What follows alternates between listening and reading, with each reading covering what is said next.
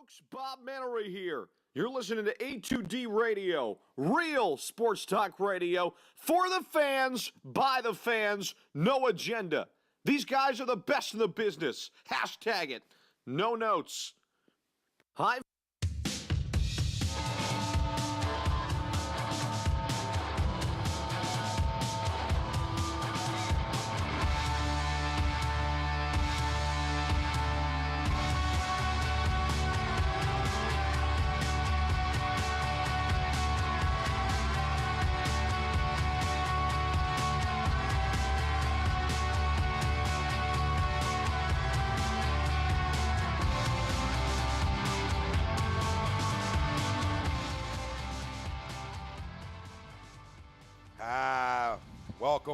Welcome. A little MLB Roundtable show right here at A2D Radio. We're live from the BMW of Atlantic City studios. BMW of Atlantic City, Roebuck 17 in the Parkway. Find them online, BMW of AtlanticCity.com. Tom Arnone, Michael Mataraki, Chrome, Brian Daly, Greg Milakovic. That's who's going to make up your roundtable today. Like it or not, honestly. Like it or not, that's who's making it up. Phil's talk throughout the roundtable. Obviously, a lot to talk about when your coach uses relievers like it's Game 7 of the World Series or it's like a goddamn Little League game. So we'll talk about Kapler, nuts, balls, tan, oil, coconut, whatever oil you like later on. World Series predictions, obviously. Division winners, League Championship Series. Absolutely. Participants, which ties right into our poll question. Which League Championship participant has the best chance to repeat? Astros, Yanks, Dodgers, or fly to goddamn dub, the Cubbies. Let us know. Facebook, Twitter, Instagram, YouTube, A2D Radio is where you can find us. And, of course, we're answering any of your questions out there, family, because this is the greatest family talk in the history of goddamn sports. Oh, we got audio. Tom didn't fuck something up. Hi-oh. Hey, Yes. I'm back, baby. And it counts. I'm back, bitches. Brian, on number one, give me, like on the headset part, give me as much goddamn juice as you can find. All right. As much as you can find. As much. So give him as much pre-workout as you can possibly find. How's that? Yeah, that's good. Hey, how are you? All right. So that's what we're going to be discussing. And obviously I know a lot's going to tie into the Phillies and what's going on around here. And we'll get into that as well. So Mike Parker, 35 minutes till game time. Oh, we know about it. We know. James Wilder, oh, I hear music. Right on. Let's go. You jabrones. James says, Mike, I might jump out a window if this goes down how it has been. So he's not, I guess he's talking about the Phils. He could be jumping out windows. Oh, yeah. There's been like suicide talk on the Phils over the last 2 days. Which don't need to be that extreme just yet. I mean, we are 2 games into a season. And I did say the other night, though, I said, when Tom showed up, I said, somebody better make sure there's no cords inside. We got to hide all the sharp objects. We don't know what we're walking into. It's not that serious because I'm going to give him his fair shake. But listen, if you want to overanalyze everything in the world, then I'm allowed to overanalyze every single move you make. You're right. If you want to go to a book and let a book decide what your eyes are going to tell you over your eyes, say a 75-25 split, I will overanalyze the heck out of you, and I'll never stop because that's how you're making it, right? Like there's a fine line. Like I said, the Dodgers have never won anything with this formula, okay? You're right. And if you want to tie that into the Astros, who have like a split where analytics are still part of their decision making, but it's also what the eyes are telling them as well. If you want to go that direction, that's the direction I can believe in. Because the eyes are still a part of it. But to me, looking at this guy, I feel like we know the lineup's predetermined, but it's almost like all these moves are predetermined. Look, here's the thing. So, no one who has played in the major leagues for as long as this guy played in the major leagues should be working off of a book this fucking thick. Excuse my French. Like, if you want to go and make some moves by the book, that's fine, but you got to have a feel for the game. And this guy has seemingly intentionally deleted his entire feel for the game and is working 120% off of this so-called book that Matty Klentak slid in front of him in February or January, February, whatever. No, like it's just horrible. And we all talked about this off the air before we started, but that game on Thursday, the opener, he gave that game to the Braves. And not even so much not even so much the moves that he made in like the 7th, 8th, 9th inning. It's the fact that he took a starter out of the game who was cruising. And not any. Go ahead. And not any. Your ace. Your ace. Your guy who should be allowed to throw. Okay, you want to take him to 90 He's got game one? He's got to at least go 80 pitches. At least 80 pitches. I think 85. I mean, it's stretch out time. It's go time. It's 162. It's not spring training anymore. He doesn't need to throw 110 opening day or nothing crazy. But when he is cruising and he's your ace and he's your table setter, and we talked about it on our show numerous times, a guy over a 10-game stretch, only guy better was Clayton Kershaw. Well, that's a guy that I got to give the ball to and trust. Right. So when I'm facing your best hitter, and this is where the Dave Roberts conversation comes into, because he did it last year in the World Series. In the World Series. When I'm facing your best hitter, I'm going to go out with my best arm. And that was Clayton Kershaw last year against Jose Altuve. All right? And Dave Roberts wants to go to a book. And granted, Kershaw threw a bunch of pitches at the time. But this is even more so. 85 or under. Well, let me. And deeper in the season, 95 or under, Right. or 100 under. Well, I'm letting my ace. Let me pose a question to you guys. Brian, you're playing left field, or you're playing third base or first base or something like that. You have your ace on the hill. You're cruising along with a 5-0 lead, and your manager comes out to take him out of the game. What's going through your mind? What the hell is he smoking before the game? Like 68 pitches. Exactly. Chrome.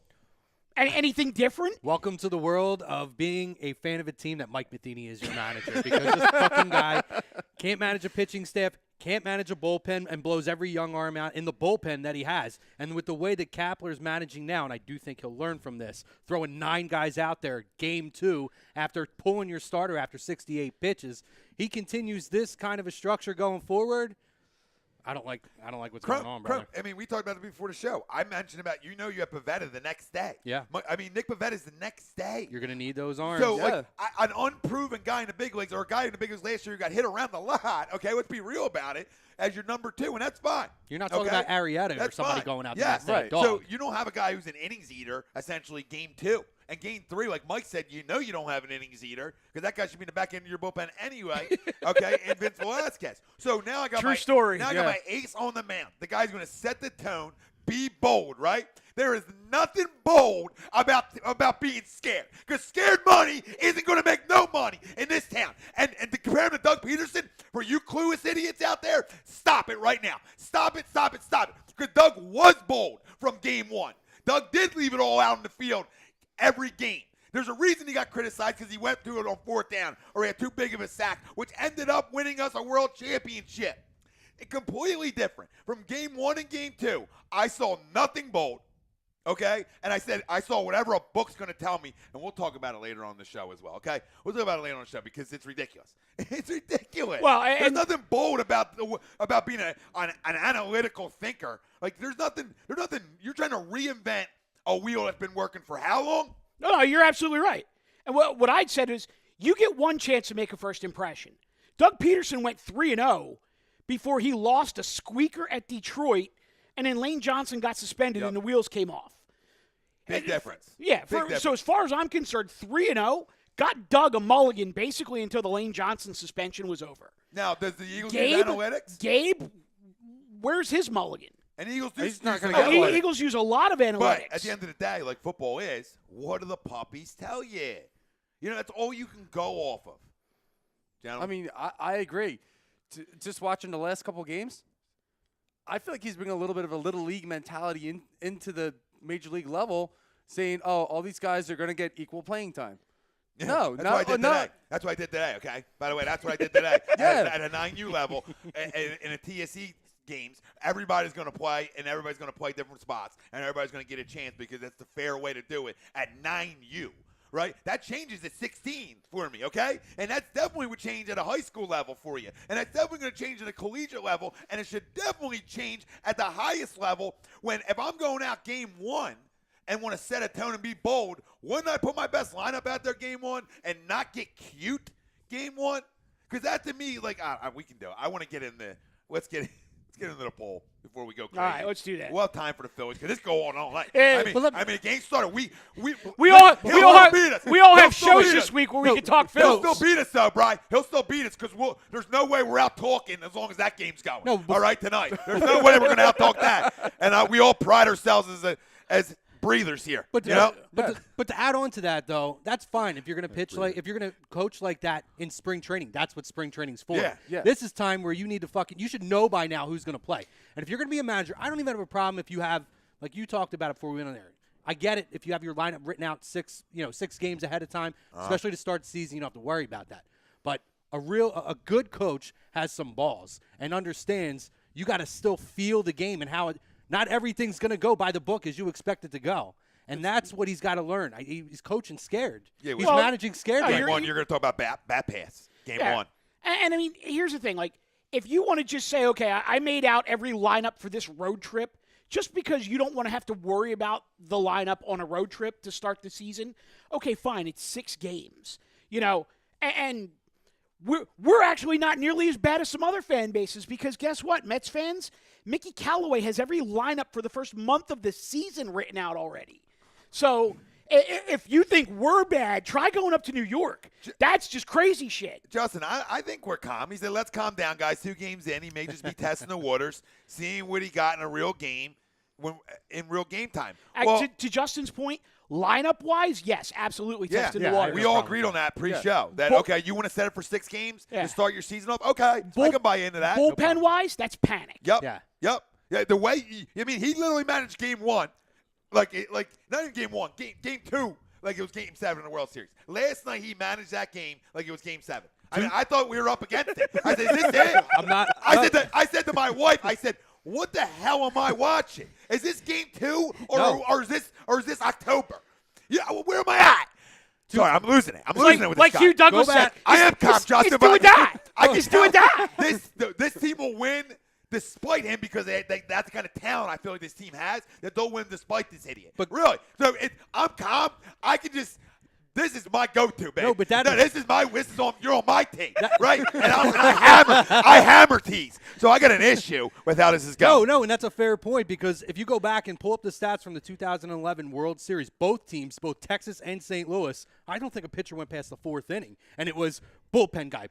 Every team, both teams had 7, 8 guys each game tried it out there to fucking pitch. They were pulling starters in like game 4 to pitch. I think like one of the starters who was supposed to be the next game couldn't use him because he ended up fucking coming in the game before because they were burning their bullpens out. It was the exact same thing. Oh, it's the whole. This is it. I mean, you don't have Jansen in the back end. I mean, you got to look at it right now. Okay, genius in the clubhouse. Okay, coconut oil because you have no Nishak and you have no Tommy Hunter, right? You have none of that. So it's not like your bullpen is what it should be, right, Mike? Because what your bullpen should be is pretty good with Nishak and Tommy Hunter. Well, here's the thing. Now, so you're down 2. You're right, but here's the thing.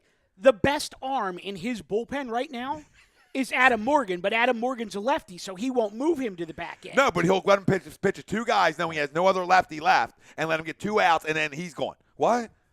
That's a guy who can go a full inning and a half, 2 innings. He's a guy who can go 2 innings for you if you need it. Put it this way. It's a quick hook. Like, okay. He started all these pitching changes last night, and my biggest takeaway from that game last night, and you guys, Greg, you all will love this. My biggest takeaway from that shit last night was that Ron Washington and Teddy Long were separated at birth.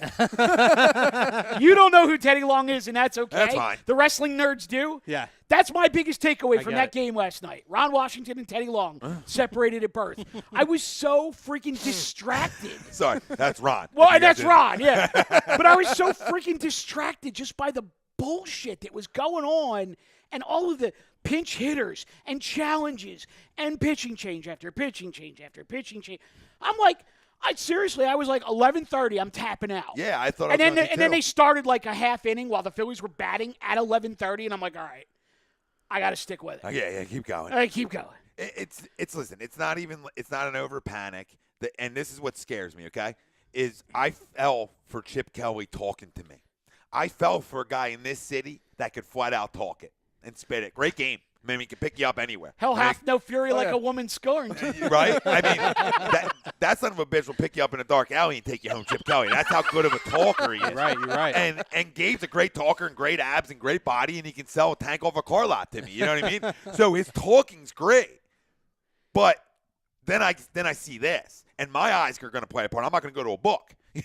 I'm watching the game. This is what I see. So it's concerning, and we'll talk about it later on in the show as well. Well, what I did like of all the bullpen changes, and I said this to Mike, was that having a young pitcher like Milner struggle the night before, go right back to him the next day. And that's something that you want to see when you're a manager. And he did say come that out to the him. next, Yeah, you come He did out say the that to next him. day and boom. He said, I'm going to go to you again tomorrow, so be ready. Yeah, forget it. Yeah, That's good management. Which you never went to him game 1, though. Right, but yeah, exactly. That's all. Exactly. Absolutely. And here's my question.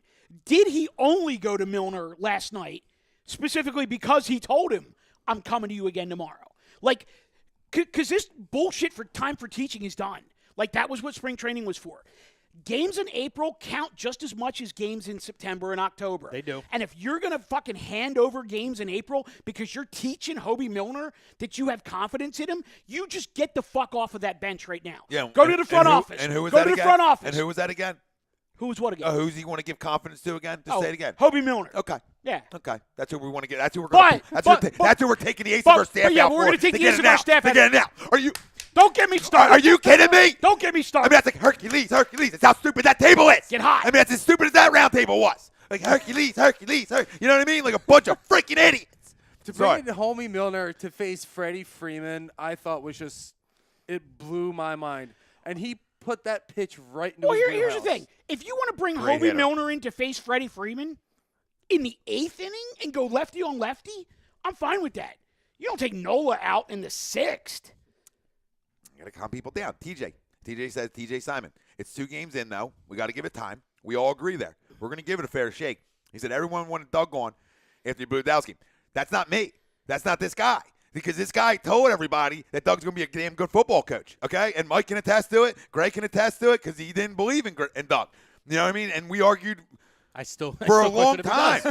You know, Brian, you were here from day one knowing how we all felt about Doug. I don't think anybody as part of the A2D besides Greg, essentially, though. But think about it. I mean, He still doesn't like yeah, it. but one guy, it was one guy out of the whole crew here. Out of like 18 guys, one guy didn't believe in him. Compared to this guy, where now a whole couch is telling you, it's not even about him. It's the over analytics do not work.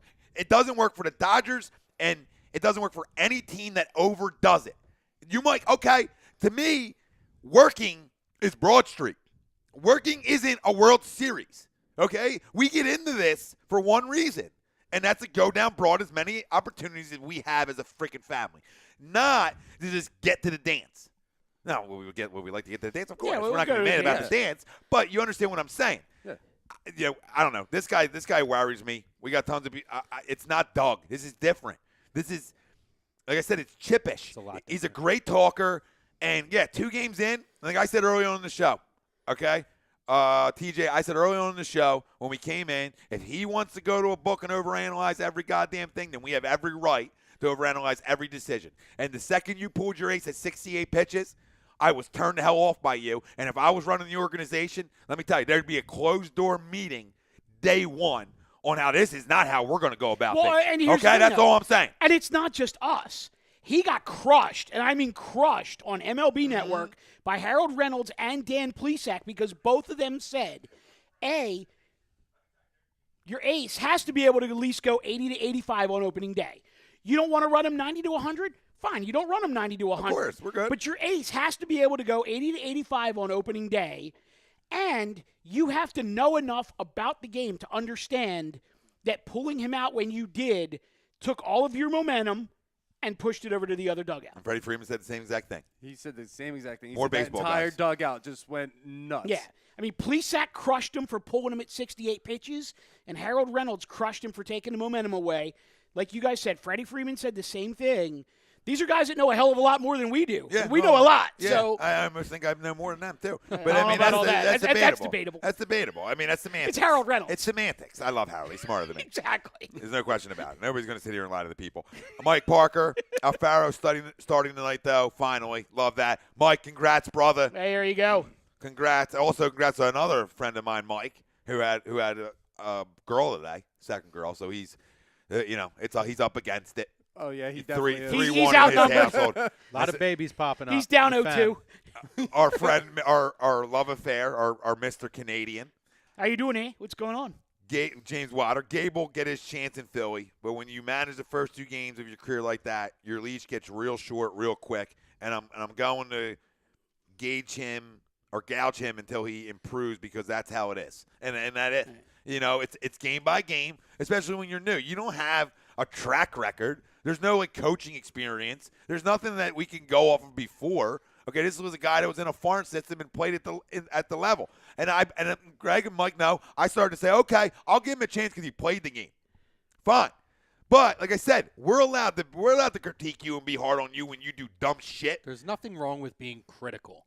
It's one thing if now the people were already putting out, and we talked about this, hashtag fire Kapler. That's ridiculous. Yeah.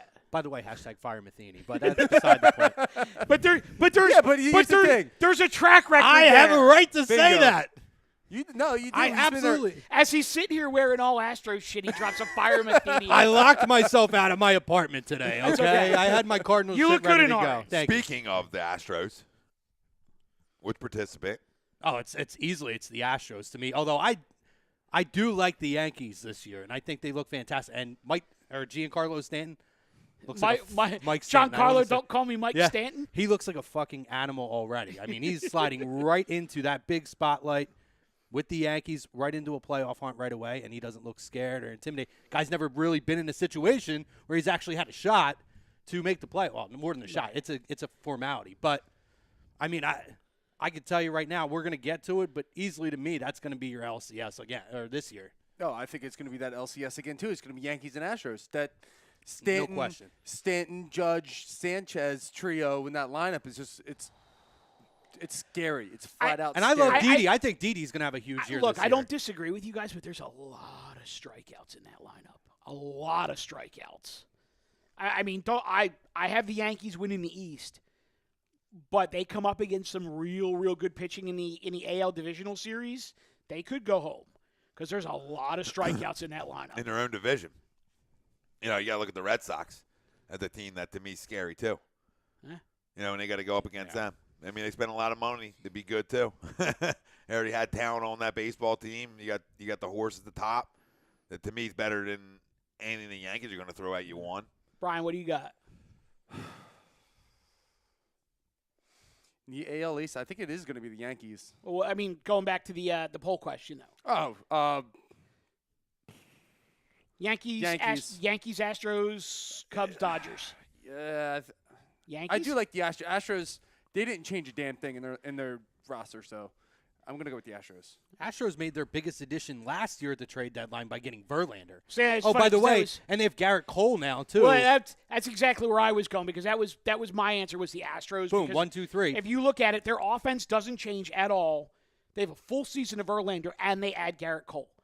They have 4 starters. And I like Charlie Morton on that team. Right, but they have 4 starters legitimately that could go to the All-Star game. Between Verlander, Cole, Keuchel, and Charlie Morton. And Charlie Morton has basically been reborn since he went to Houston. I'm probably the biggest Dallas Keuchel mark there is. I remember every fucking fantasy team every year. I love that. Love Dallas Keuchel. It's that you talk about a lot of strikeouts when they go up against the Yankees. If that would be a lot of strikeouts they're going to have to worry about taking. That's why I think that the Astros are going to it's going to be an LCS between them. But I definitely when I'm looking at matchup, to me, you talked about the strikeouts. The pitching for the Astros is a lot coming at you. Yeah. It's going to be a lot to overcome. But see, I'll serve it up on a platter over to you because so we're all looking at Astros, but I mean, realistically, whoever comes out of the National League still has a fighting chance. Yeah, I don't like the Cubs enough because I don't like their rotation. I don't either. And the rotation doesn't get it done for me. I'm looking over there. The Dodgers, to me, is the over-analytical bullshit. I mean, talent-wise, they're loaded. I mean, they're loaded. They got Kershaw at the top. I mean, that's scary. Back end of the bullpen, nobody better than Jansen. But I was actually going to go away from it. I was actually just going to throw another team in, just to have fun with it. I was going to go Red Sox, just because the battle against the Yankees. I like them that much. Martinez, huge addition, right? You got Pedroia, you got Betts, you got Bogarts. I mean, they hit already. Sale, Price is healthy, so. You know what you got. You got to me one of the best closers as well in baseball, and Kimbrel on the back end of your bullpen. Your bullpen's loaded. Now you play in the AL East, and it's a fight and it's a battle. Can you keep your head above it all? and fighting with the Yankees and all just to make the wild card or win the division. Well, you mentioned But- Price. A lot's going to rest on his shoulders. A lot And does. success. If he can have that bounce back year, that's a scary, scary pitching staff. Huge, real scary, right? And that's why I'll go outside the box. But to me, if you want me to stay status quo No, you with don't. the poll, No, not at all. just Go, to stay go where you status want. quo, I'll go Dodgers just to go an AL team because I don't like the Yankees enough. I don't like the staff. The staff doesn't do it. The staff's going to get hit around, in my opinion. You're going against Blue Jays. That lineup stinks. So overall, that staff to me is a little. Well, all right. Yankee staff's a little. I mean, Tanaka's good. He's not. They're just guys. But I like where There's you're going guys. with that. So if you're going outside the box with the Dodgers, like do either of you guys have a sleeper team, either league, that might be flying under the radar that you Milwaukee. really think could make some noise? I like Milwaukee in the National I League. mean, I love Houston, by the way. I mean, Houston's a Yeah. pick. I like Arizona. Arizona's I good. agree. Another Yeah. good one.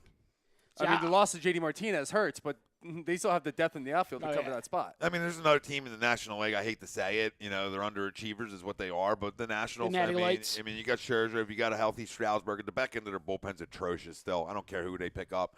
To me, it's not as stable as a lot of teams we're talking about. Right. But their rotation's legit, and you got one of the best hitters in baseball. But another team you can look at, just because their division's so bad, Seattle a little bit. I like See, I'm, Seattle. I'm going Yeah. Minnesota. Minnesota's Like another the, go for one. me, I mean, what was it last year? Like one of the top 3 turnarounds in Major League history, and I don't think it was a fluke. And nobody, you know what nobody said here? Very surprising that this team was not mentioned. That's the Cleveland Indians.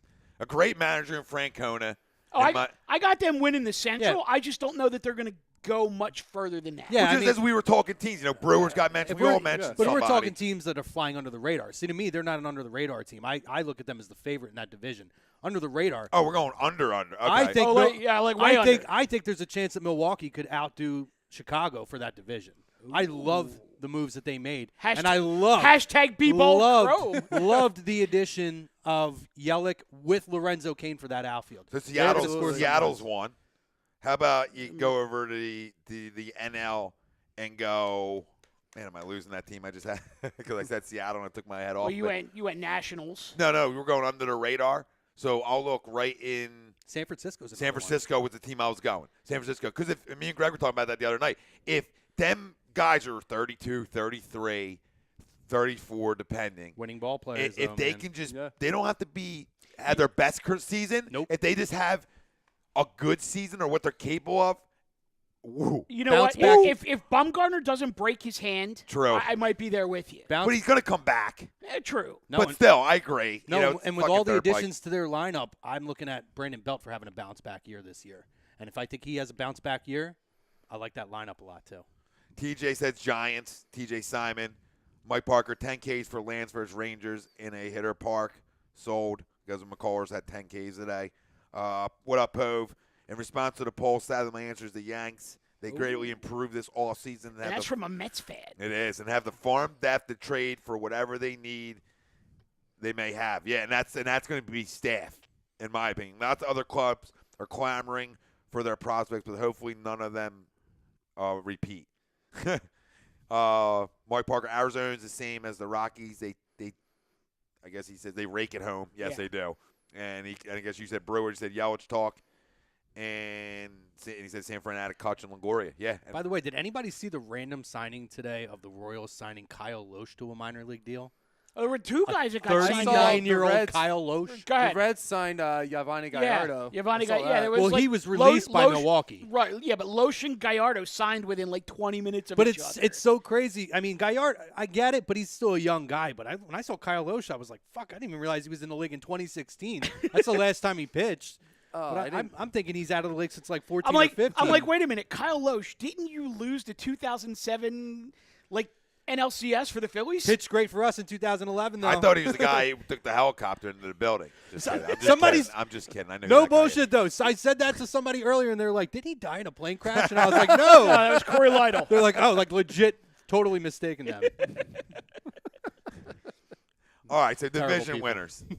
Bri, we'll just start in the You want to go division by division? You want to go just division winners? Yeah, in the AL, NL? Yeah, but let's go division by division. Yeah, that's what I mean. All right, go ahead. Yeah. Like going. We'll let Bri start. Whoever wants to start. We'll start with the NL. NL? All right. In the NL East, I got the Nationals. I think they're the team to beat for obvious reasons. All right. So you're going. Hold up, hold on. Wait. So you're going Nationals NL East. Yeah. All right, Chrome NL East. Oh, it's Nationals. easily. Tommy? He wants to pick the Phillies so I bad. hate this team. I can't pick the Phillies. We can't lie to the people. We got to keep real talk here. The Mets are scary if they're going to be healthy, man. I was just going to say, I'm if telling you. Lots going to be on the pitching. If their pitching stays healthy, I'm going Metropolitans. I'm leaning. I'm leaning. I mean, But, just because I just like don't. gun to your head, though. Let's just assume they're going to be healthy. I'm Make your going choice. Mets. I'll go Mets. All It's right. a fair choice. Central. I think it's easy. I think that's the Cubs. I don't think anybody else is really going to compete in the NL Central. Maybe the Brewers, but Cubs are strongest, I think. I don't think it's that easy. I like Milwaukee a lot. I think Milwaukee's going to outdo them this year. Milwaukee, with much less of a team, hung in that division the last 2 years with them, pretty much right up to the very end. And they went out and made a lot more additions. To me, I look at the Cubs, and I would rather have Arrieta than Darvish, easily. I don't like Tyler Chatwood. I forgot. He's to me, he's just a guy. I Like actually as forgot much about as the addition of Darvish for 2 I mean, you seconds. gotta- as much as he struggled last year, I still like a guy with the mentality of a John Lackey, who's a fucking bulldog, a winner who wants the ball and gets out there every day. He may have struggled last year, but you can count on him being out there and eating innings every day. I think, to me, their pitching staff is weaker. And I don't see where they made any glaring changes aside from Chatwood's Darvish. numbers on the road were filth last year, so that's the only thing that ties into that move. We were talking about that the other night. That's the only reason. His splits on the road his earned run average is like under 2 on the road last year. Well, that's so because I guess his home park was was Colorado. Coors Field. Yeah. So Theo. Well, he's in a small ballpark in Chicago. Oh, yeah. Theo saw something in the road splits to make him want to make that move. But, no, I agree with you, the staff. I do like Darvish more than a lot of people do. I think people just dislike the guy. I mean, I think he's a legit ace in this league. But I've been a And My this is not only against problem the with Astros. Darvish, my only problem with It's not Darvish is against the Stros. he can't stay healthy. That's my only problem with him. When he's healthy, he pitches great. He's got good stuff. I think there's a big difference pitching in Japan to here, and I think that contributes a lot to why he struggles to stay healthy. And I mean, I know you still have him, but big games in he Japan, hasn't you shown only up. pitch every 6 days. Right, but he doesn't show up in big games at this point. You think I'm going to get upset? All day, every day. I'm Well, not. I know you've made this point. Well, I don't give a shit about that because when you wanted the Phillies to sign him. But to me, I mean, I'm looking at Arrieta, who's a bulldog who's been on the stage and done it for you before. Easily, I would have kept Arrieta. I think the Phillies got him for a fucking steal. So, no, I think they're a lot weaker. I don't love Darvish. I don't love Darvish with that team in that park either. I'm going Cubs. They got sticks at every position, and I love me some Joe Madden. Here's the thing with the Cubs, though. I'm not saying they're not a good team, but they definitely overachieved. They All were right. a lot better No when they won the question. World Series. I think they came back down to earth last year, which showed they're a lot I- closer and to I- other teams. I will not than argue people that with you. think. I mean, of course, you love Chris Bryant, you love Rizzo. There's nothing jumping out at me outside to where other teams aren't on that level with them aside from those two guys. Now, those guys could do a lot of damage, but I mean, they still have guys. They still have schmucks like Jason Hayward on their roster. And that's fine. If I look at guys like Jason Hayward batting 7th, Kyle Schwarber. and Javier Baez batting 8th. Schwarber's going to knock in runs. He's not going to hit for average. I don't think he's going to be even a big RBI guy. I mean, maybe we'll see if they get Who, guys. Schwartz? Yeah. He's a guy. That's what I'm. I don't know. I think we need to table this part because I think Skinny Schwarbs is going to show up large this year. Well, I'll tell you what. I looked at his stats, and his stats last year looked a lot like Jed Jorko. A lot of fucking home runs and not a whole lot of RBIs. Not a whole lot of anything else. Right. Yep. I got you. Well, one trick. Jorko hits for a lot more a better average than he does. I'll take Jed Jorko over fucking Kyle Schwarber at this point. No. Just saying. Real talk. Mike Parker says Darvish going to have 8 Ks tonight due to the minor league lineup and the Fish playing 17 innings last night. # cakewalk. Or he could get hurt.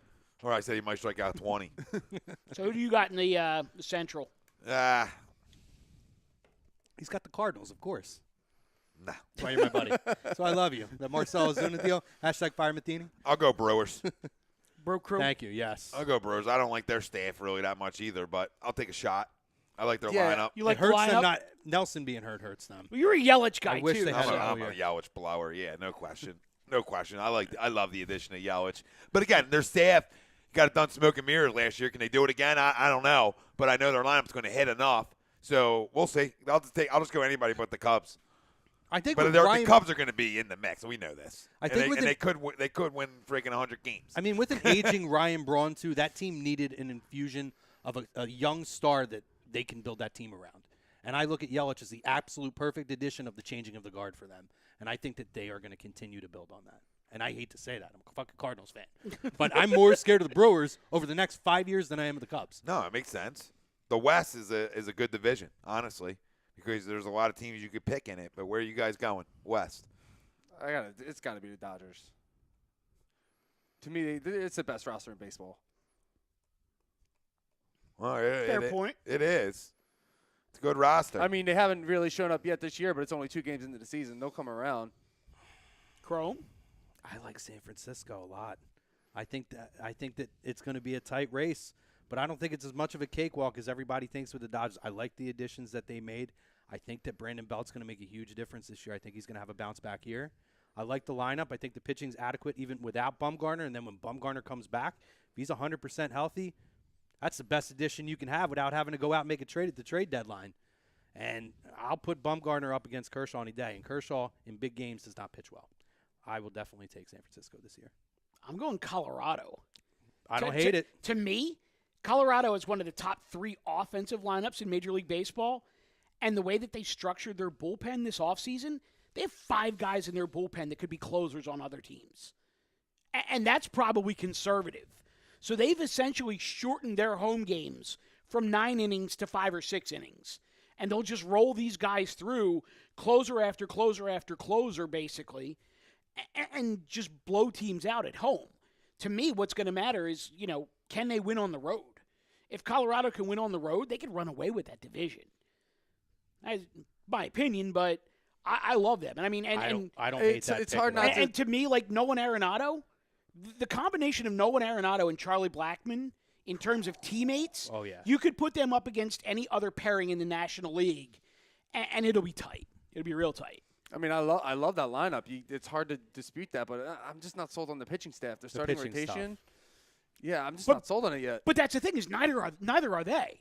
I mean, I think they know that the pitching staff, at least in terms of the starters, is gonna struggle a little bit, which is why they built that Beat the bullpen the way bullpen they up, did. right, exactly. No, I agree with that. That's a tough division. It's a very It tough is a division. tough division. I'll wait till Tom makes his pick. Tom's gonna go Sandog, San Diego. We'll just have one of each. Well, you all After that beautiful Freddie Galvis, San Diego. After that Hosmer.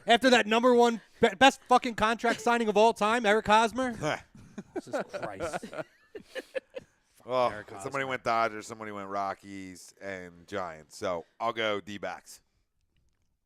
Goldie. And Say that- Goldie. Now, and that's a can't- Pollock I mean, healthy. That's you a can't- Pollock healthy. You can't go wrong. Goldie healthy, Pollock healthy, Greinke healthy. Dude, you look at that division. And Corbin threw well, and he's a guy who has had good years before. So if he can have another good year, that's a team that hits, like you said. They hit at home hit. like the Colorado hits in Colorado. So that they're gonna hit. division very easily could be the most competitive and best division in baseball. Without question. Yeah. Across the board, both leagues. Easily. My sleeper pitcher in the National League is on that Arizona team. It's Zach Godley.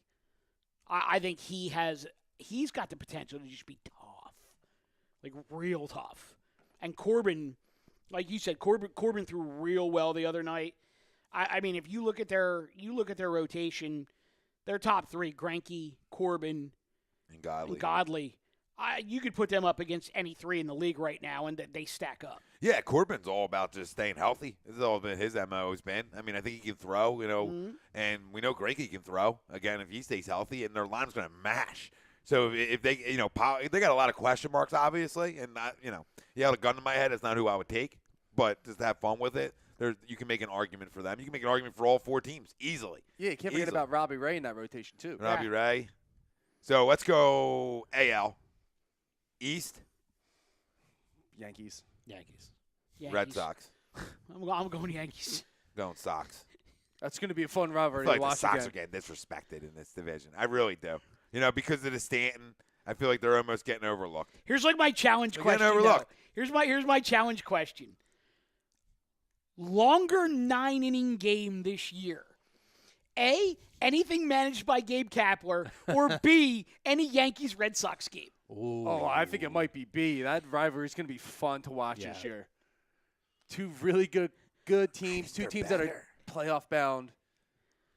I think they're better. It's a good. Do you really? I just think they're going. I can't believe a team that spent as much money as they are is going under the radar. But the Red Sox are completely under the radar here. Like, nobody talks about it. It's Yankees, Astros, and nobody talks about this baseball team. I think that's going to help them. I really do. They're loaded. They got an MVP candidate and Mookie Betts, and the addition of Martinez. Well, you got one MVP candidate? That's just one. I just went one. They got like 3. Benintendi rakes. They all rake.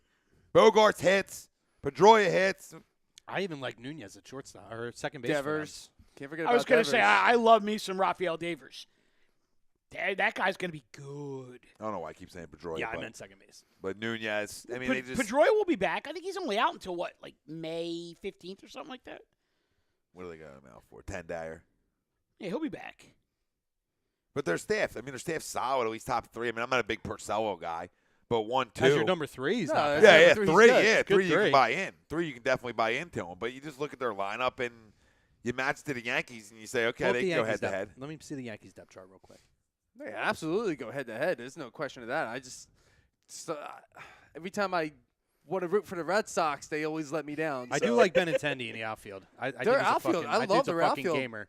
Benintendi, Betts, and JD Martinez. Yeah. Stop it. Best outfield in baseball.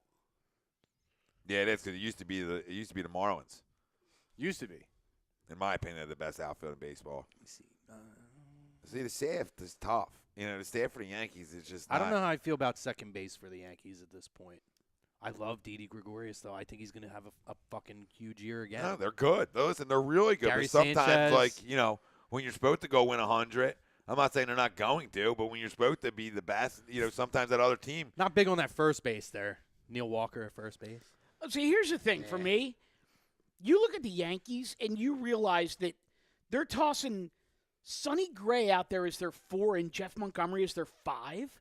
I like Montgomery. That's a too. solid staff. Montgomery's fucking. He's going to be I mean, good. I like. you may Montgomery. look at their top 3 and go, you know what?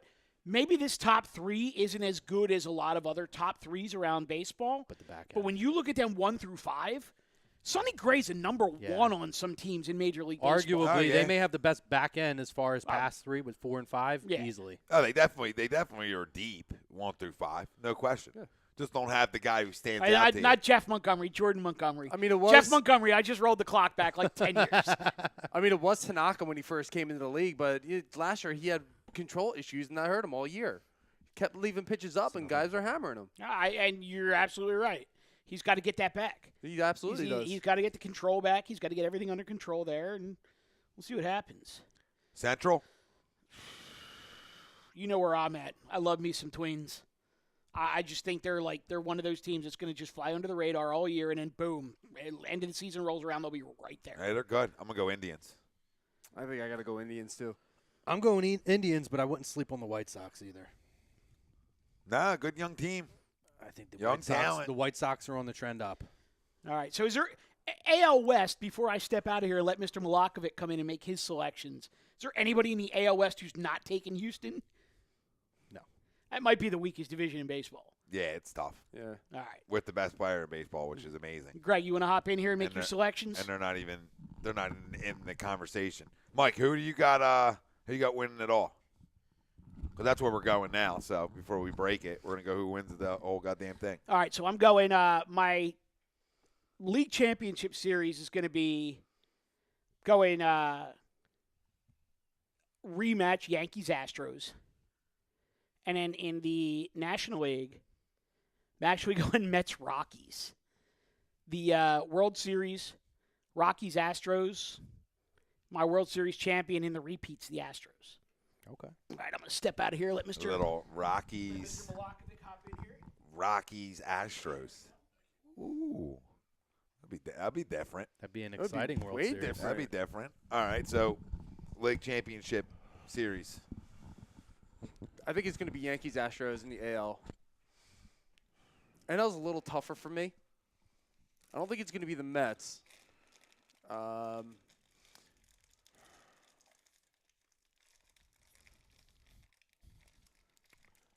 going to say D-backs. Who's in the Central? So do you have the D-backs winning a wild card then? Because then you pick the Dodgers. Yeah, I got them winning. Wild Okay, card. all right, just making sure. D-backs and Cubs in the NL. I think, and then I got Arizona and Houston, World Series. I think Arizona's going to shock the world. Oh. Hashtag bold. Be bold. I Be got bold. the Astros and the Yankees. National League, I have Milwaukee and San Francisco. And I'm going to have a San Francisco Astros World Series Astros repeat. Man, that's another late World Series time. Red Sox. Astros. Dodgers.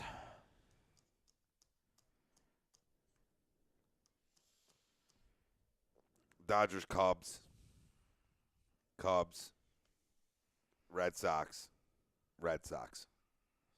You got the Red Sox taking out Houston. Wow. What's going on, gentlemen? Sometimes Greg? it's just too easy. How are we? Sometimes it's just set up too easy. No, well, I'm not going to go Houston when two are aboard. Well, you went D-backs, you went Houston. So the kid's got to switch it up. There's plenty of ball clubs to choose from. Somebody's You know got to what I mean? have talk. Just make a freaking argument for somebody. Nobody was saying Houston would probably win it all last year. There's probably some people, Yeah. but like not like a majority. You know what I mean?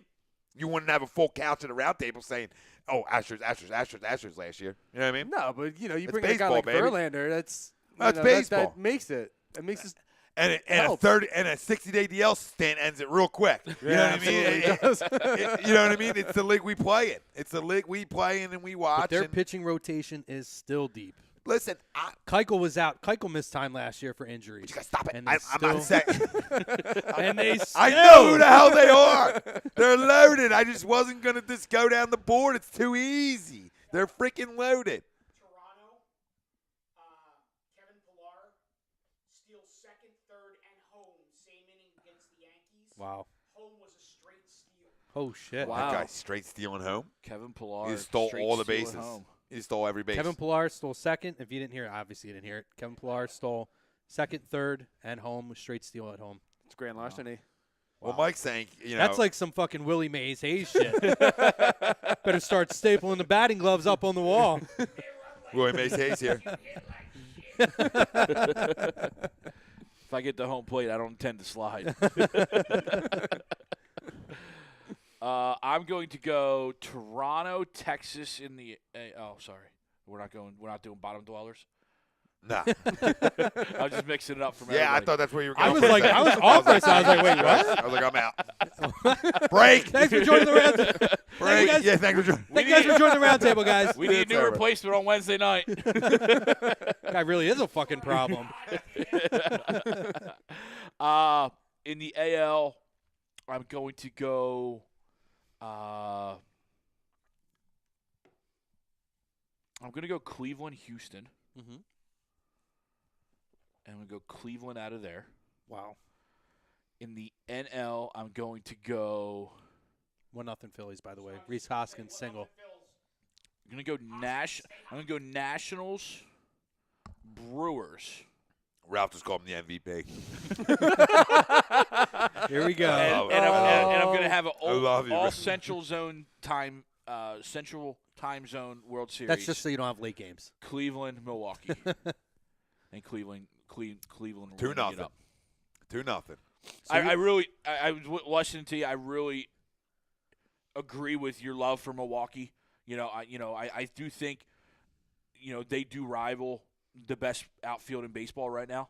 And realistically, as soon as they find another position for Braun to play, I think get even better. And believe me, You it's know. a tainted love for Milwaukee. It fucking wrenches my heart to have to talk about it that way. But You they know, are good in the But National League. Yelich and Kane is just those two alone make that outfield top That level. lineup is so much better than it was last year. Oh, for sure. 2-0, Phils. 2-0, baby. We're back. I'm rearranging it all. Manager of the year, Gabe Kapler. NL Phils. with Aaron Altair starting. I'll fucking punch somebody in the face. But I did look at his who's taking bags, and he's out. Up by 22 steps. Thanks, Aaron. Oh, Go have a seat, bud. I hope. Did you break your wrist again? I'm sorry. He is due for a DL stint. He is due. Rob saying, I just don't think the Brewers have enough pitching. Nobody scares me on that staff. I completely agree. But they can hit it, and they did it smoke and mirrors last year. And Mike said they had to go bullpen too. Wang Chung, man, the Astros are going to be champs again, and that's it. You're probably right. Is he safe? No, not even Nah, close. yeah, it's close, but he's out. I was just wondering. A lot closer than they originally thought, though. No, he missed it. He missed that tag. Oh, he hit him right on the helmet. Did he? Yeah. I'm looking for It that. was a lot closer than it looked in real life, though, in real time. It's funny how that works. Yeah, it was very, very close call.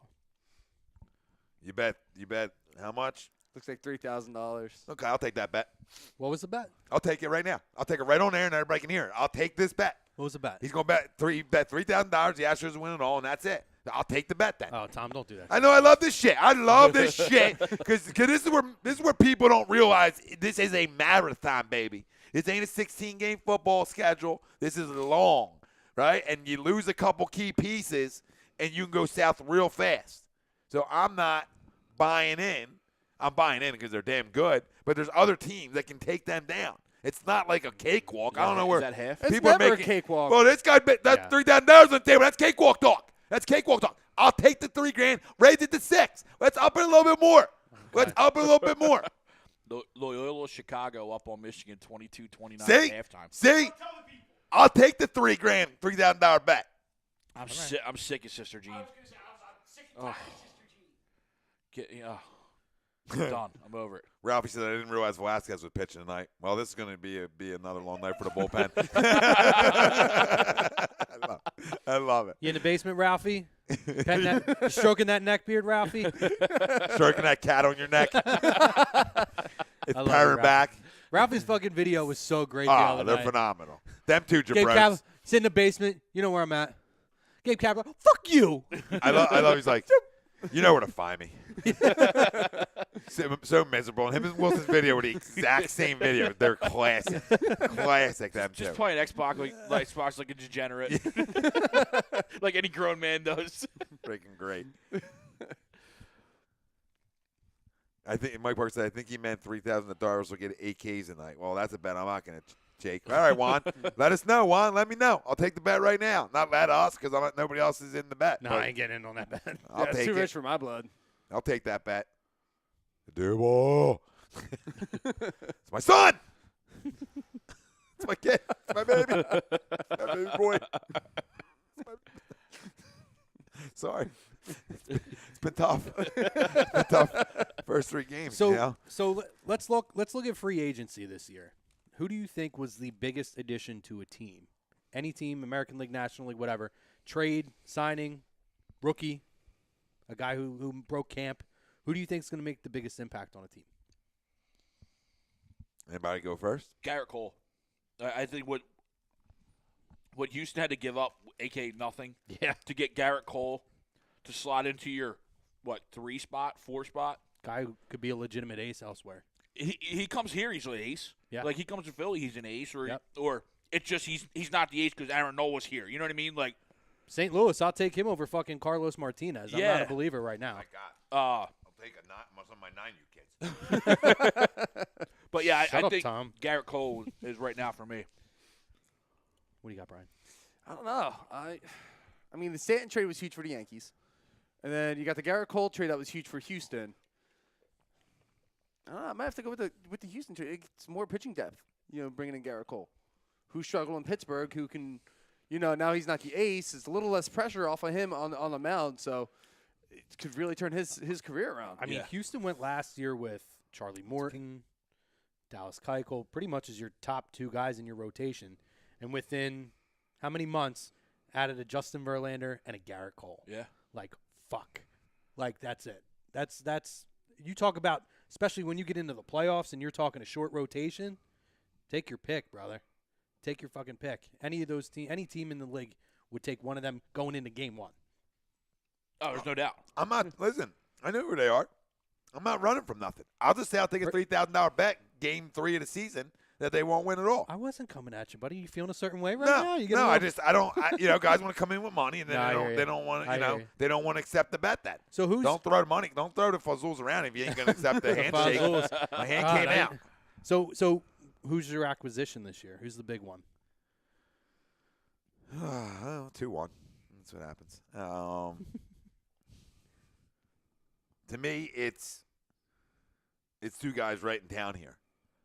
Just because you needed a vet on this staff, and Arrieta's a great one to go get. When you can get a Cy Young Award winner and a vet like him and a worker, you'll take them guys. They'll help build these kids and make these kids better pitchers. And then when you can go get a guy who gets on base like Carlos Santana, and you can actually get 2 free agents to come here and this be a place where guys want to come, that's huge. And that's a change. That's a big time change. And we were that team, back in the 2000s. We were 2007, 8, 9, 10, 11. People wanted to come here, and that went away. That went away pretty quick. And now it's back where you get 2 free agents like this, and I'll stay home just because it's it's easy to go stay away, and nobody stayed home. But they're big. They're 2 big ones, and they're going to help this team compete throughout the year, definitely. Fair choice. No, Because they definitely don't without them. If you look at it, the more you look at it, they definitely would be in a lot of trouble, especially without Arrieta. A lot of trouble. Well, the key with Stanton is if he's going to stay healthy, and you hope for their case that he would, for his case that he would. If he stays healthy, he's a 45 to fucking 50 home run guy every year. Yeah. That's going to be huge for them, Especially It's going to be 50, 55, Right. maybe even 60 again in that ballpark. And especially if Aaron Judge can repeat what he did last year, that's going to be huge. But to me, it's Christian Yelich. I look at Milwaukee, and the last few seasons, Milwaukee has been the surprise team who 3/4 of the way were neck and neck, or 4/5 of the way, 80% through the season, and then September kind of came back down to earth. Now you go out and you get a guy who's a gamer, a young guy who is a cornerstone to build your organization around, which they desperately needed in Milwaukee to get them to that almost equal level. Then you go out and get a Lorenzo Cain on top of it. Like that, to me, I put them up against anybody in the National League.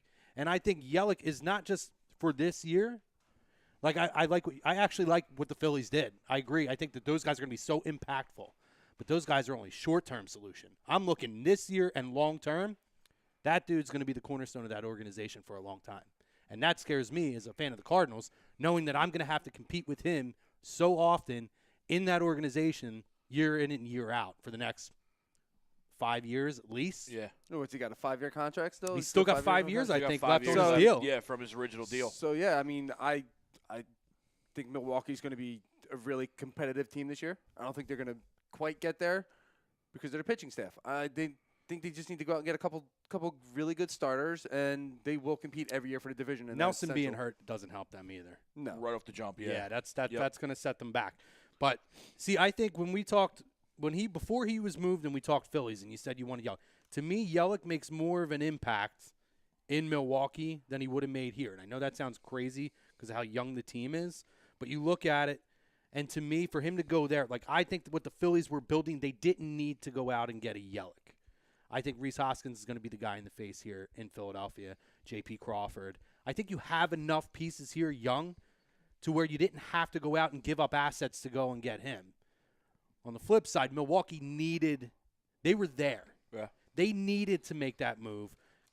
So for them, it makes a short-term impact this year to where they can truly compete for that division from start to finish, and then 5 years beyond. Yeah, you're thinking along the lines of they needed that little extra push, and Yelich is going to give them And that that's push. a fucking massive push. Yeah. That's getting a push More with like a a Mack truck. shove.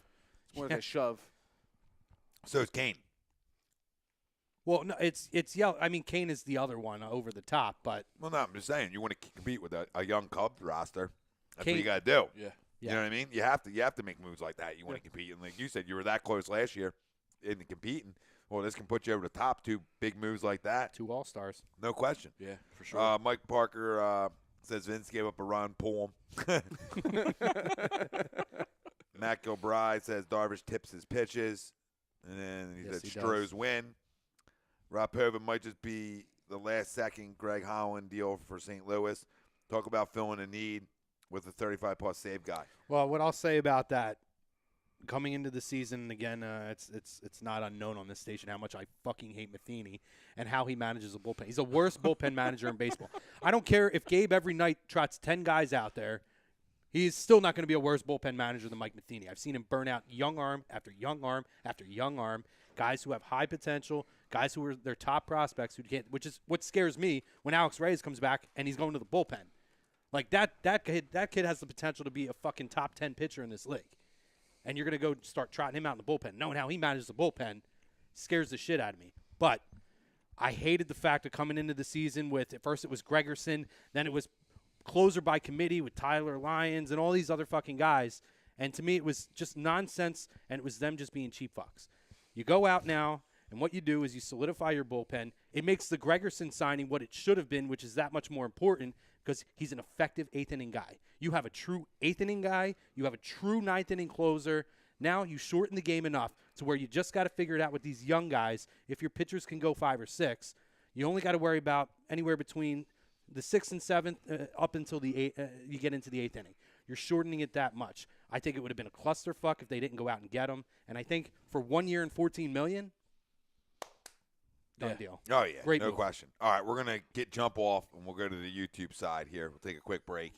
Real quick, we got time to read the YouTube chat real quick? Well, we're coming to that. Okay. We're coming to the YouTube we're families. coming to you. So we want to let everybody know on the book side, head over to YouTube. Link will be dropped. You know where to find us. We'll come back. We'll continue talking around the league. Phil's on right now. Continue Phil's talk as well. So we'll dive into all that. Vince Velasquez, 15 pitches, bottom first, status quo. Yeah, I mean, when in Rome. There they is like 2 to outs, say. though. Oh, that's great. If he gets out with under 20 pitches in the first inning, it's a success. No, I mean, he had a bad break there. it was a success that he could have been out in 5. Albie's hit a ball down the line that hit the base and hopped over no, that's Santana. true. So that was tough luck. Tough luck. Don't let a ball get hit hard off you like that. Tough luck, my ass. All right, we'll be back on MLB Roundtable. A2D segment was brought to you by Gibson Mayer LLC, our certified public accountant. Make it yours. Find him on the web, GibsonMayer.com. We'll be right back. Head over to YouTube or the site. That's where we'll be.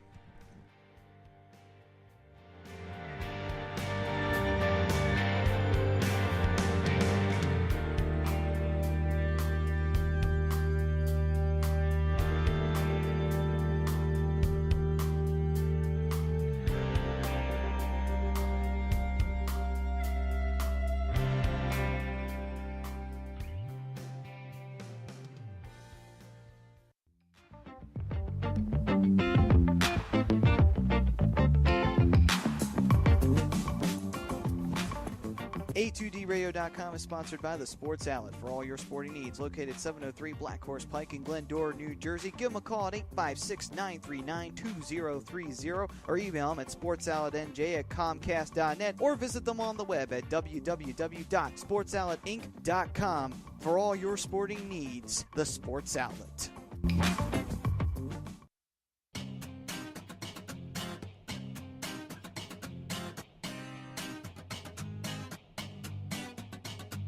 A2DRadio.com is proudly sponsored by Gibson Mayer LLC Certified Public Accountants. Gibson Mayer, located in Yardley, PA, is a leading accounting and business consulting firm with a proven track record of handling critical issues with expertise across many different industries, including construction, distribution, hospitality, manufacturing, real estate, service trades, merchandising, professional services, and professional athletes. Give them a call at 215-369-3300. That's 215-369-3300. Your initial consultation is always free, and if you tell them that Tom and Mike from AM and the PM sent you, you'll receive 15% off all income tax services completed by February 15th. That's Gibson Mayer LLC Certified Public Accountants, 215-369-3300, or visit them on the web at www.gibsonmayer.com. That's gibsonmayer.com.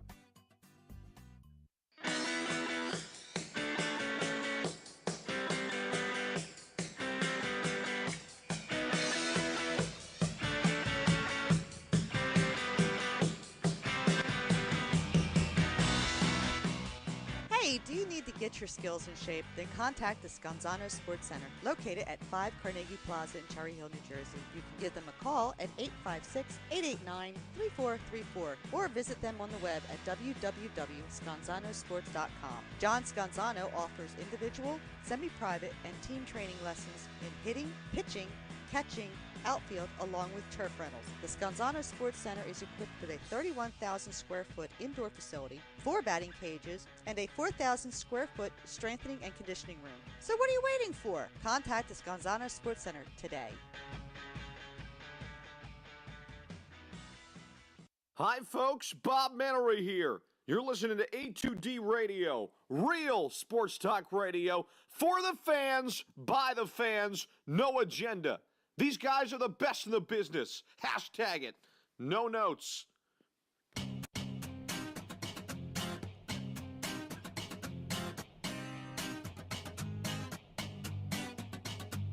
A2DRadio.com is proudly sponsored by Gibson Mayer LLC Certified Public Accountants. Gibson Mayer, located in Yardley, PA, is a leading accounting and business consulting firm with a proven track record of handling critical issues with expertise across many different industries, including construction, distribution, hospitality, manufacturing, real estate, service trades, merchandising, professional services, and professional athletes.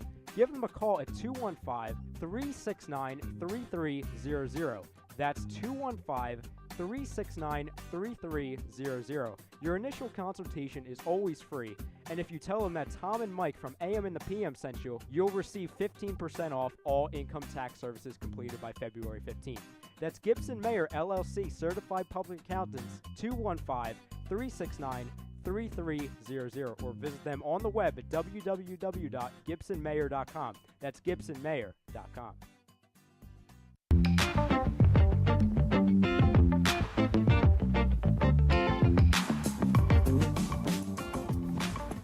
A2DRadio.com is sponsored by the Sports Outlet for all your sporting needs. Located 703 Black Horse Pike in Glendora, New Jersey. Give them a call at 856-939-2030 or email them at sportsoutletnj@comcast.net or visit them on the web at www.sportsoutletinc.com for all your sporting needs. The Sports Outlet.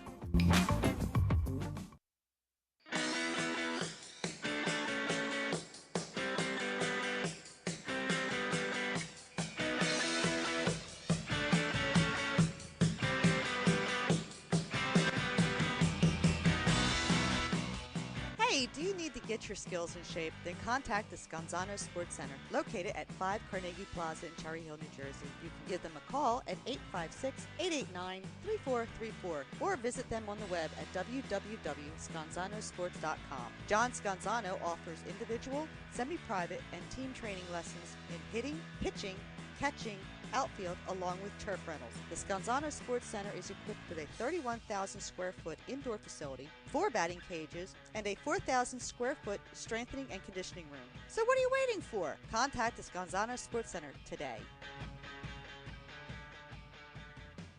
Hi, folks. Bob Mannery here. You're listening to A2D Radio, real sports talk radio for the fans, by the fans, no agenda.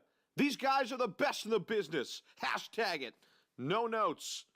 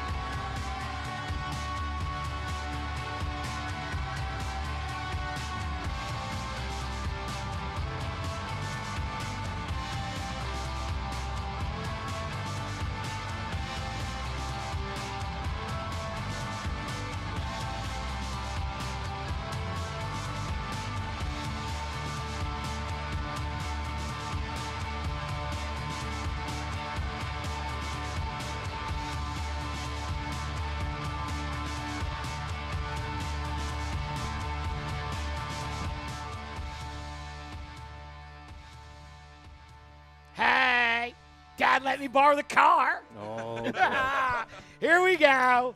Welcome back, ladies and gentlemen, to the A2D Radio Baseball Roundtable. Brian Daly currently on the ones and twos. Chrome over here sipping on a cold brew. Greg Milakovic to my left. Don't throw that up there. They're not sponsoring us. Tom Arnone in the upper deck. Y'all know me, Big Mikey Smalls. And this round of the A2D Radio Baseball Roundtable, we're going to get into a little MVP and Cy Young chatter. But before we do, to all you Phillies fans out there, Phils are currently up 2-1. And just wanted to share a text that I just got from my buddy Chris Lawrence chiming in. He says to me, Phillies are currently on a 4.5-hour pace tonight, and at this pitch count, Vince Velasquez may not last 3 innings. So true story. Real talk. The saga continues. And I said, if Vinny doesn't last at least 4, this game goes 5 hours. It's trouble, boys. It really is. I'll be curious to see how many arms he uses now out of the bullpen. You figure at this point, he's going to have – I mean, with everybody that they used the last 2 nights, he's going to have to follow Velasquez with either Jake Thompson or come back to Drew Hutchinson and just pray that he gets into the 7th, because everybody else at this point has got to be on ice. I mean, you used up, 9, 10 guys yesterday. You used, 5, 6 on Thursday. These guys got to rest at some point. You're going to start worrying about burning guys out already. It's Yeah. too early in the season to start burning arms out. Yeah, and so many guys you've used back-to-back, and some of them. Well, when you use your entire bullpen Well, that's what I'm saying. twice, Yeah, I mean, yeah, they're all used back They're to all back back-to-back, and then, and then ultimately when some of them are not needed. or unavailable. Yeah. Well, no, just that some of the back-to-backs were not needed, Right. you know what I mean, whether it was really called for in certain situations. Which it You wasn't know. for any of the Yeah, situations. No, it's just simple overmanagement. So, I mean, you got to have Vinny. He's got to get at least 5. He's got to get that pitch count down. He's got to start getting guys out. I mean, I'm not getting to see any of the games, so I don't know how well he's actually got his control. But he's got to find a strike zone. He's maybe. Oh, here we go. Dad chiming in from the upper deck. From the 700 level. I like it.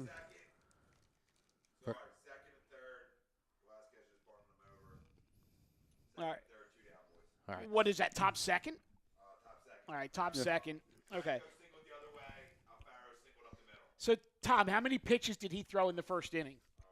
37 million, I heard. 37 million. 52. I mean, I think that here's the thing. I mean, I wouldn't get too worked up. It looks really bad in the beginning right now for him, and I think he's managing too structured, too scared, too overanalyzing of a lot of things. But I would like to think that he's going to learn. You know, he's got to have his growing pains just like any of the players on the field, and I have to think he'll learn from it. Obviously, I said that after Game 1, and then he came back and threw 9 guys out in the bullpen last night. But I wouldn't get too worked up over it. And I mean, the coconut oil and all that stuff, it'll start to simmer everything down. We'll be good. I just want to see Vinny throw for more than 4 or 5 innings. That's all I want to see.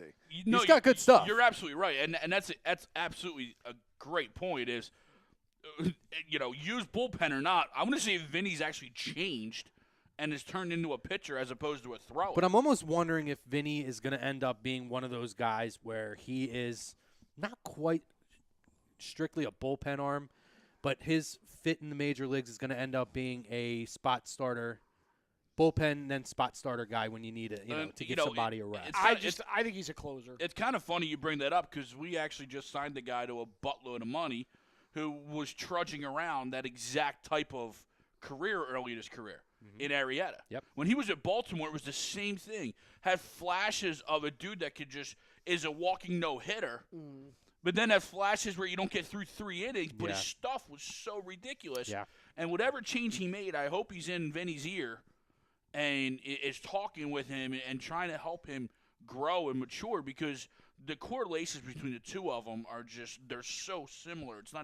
It's scary. Well, Papa Tom chimed in from the upper deck, and he said 24 pitches in the first inning. So, at this pace, That's a lot. if Gabe's Dad, can we get some privacy, Dad? if Gabe's pulling him, listen, if Gabe's pulling him after 80 to 85, if Gabe's pulling him after 80 to 85, this means he goes 3 1/3. Yeah. Pretty much, yeah. So Vinny needs a couple of quick 1, 2, 3 innings here to be able to salvage this stuff. But hey, if you're Atlanta, if he can't find the strike zone, I'm sitting back and taking until he proves to me that I have to swing. No, absolutely. No question. So let's get off the Phils for a minute. Let's go back to National League and American League as a whole. Let's talk Cy Young first. Hashtag fire Matheny. There you go. So let's do American League and National League Cy Young. We'll roll that, and then we'll come back and we'll do American League and National League MVP. Preseason, early on, spring training, maybe what you saw the first couple days of the season, or just a guy you like, your gut pick, whatever the case may be. So I'll start over here, Mr. Milakovic. Oh, wow. Let's go. We'll go AL and NL Cy Young. My AL Cy Young is going to be Corey Kluber. Ooh, I like it. I just have a feeling that postseason meltdown, or just his ineffectiveness in that late round of the postseason, probably haunted him all off season, and he's probably going to come back a very changed man. And my NL is going to be. There's actually, you can go in a whole bunch of different directions. Yes, here. you can. You know what I mean? Yeah. Like Absolutely. there's a lot out there. I want to go Syndergaard. Nice. I want to go Syndergaard, Thor. It's actually kind of where I was too. And, but and you kind of touched on it early. If they can stay healthy, and I know Tom mentioned it too, if they can stay healthy, they actually, when you actually look at their roster, they're actually a little bit more scary than we as Philly fans want to give them credit for. So I love their catcher, DeAndrade. He's healthy. Yeah. He wasn't healthy last year. He's healthy, and he's already starting to produce with the bat. Yeah. he ran. And today. I think he calls a good game behind the plate. I think that they're in good shape if they're healthy. No, So- I agree. Chrome, AL and NL Cy Young Award winners. I'm going to go with two. I'm going to go off the cuff a lot. I'm not going to go with the popular names Go here. right ahead. Mm-hmm. I'm going to go healthy Strasburg. Interesting. I thought about going. I'm national. like, damn it! I'm like, my top three were Syndergaard, Strasburg, and Brian will probably take my turn. If it's okay. But I'm just here to drive. I think I'm that- like driving Miss Daisy. that's what happens when you take the keys, I brother. know. You're driving the Uber. Driving the Uber. What music would you like to play, fellas? No, I'm gonna. I think if he's healthy, I think that this is going to be the year where he kind of goes into that next level and really establishes himself with Scherzer as a fucking legit ace. Okay. If I'm going AL, I'm gonna go off the cuff, and I'm gonna say Garrett Cole. I like him with Houston. He's gonna win a lot more games. Mm-hmm. I think that you get a lot of confidence when you're behind a team or in front of a team that is going to produce for you, both defensively, offensively. I think that he's going to have a little bit of a chip on his shoulder and something to prove that last year was just a little blip on the radar. Yep.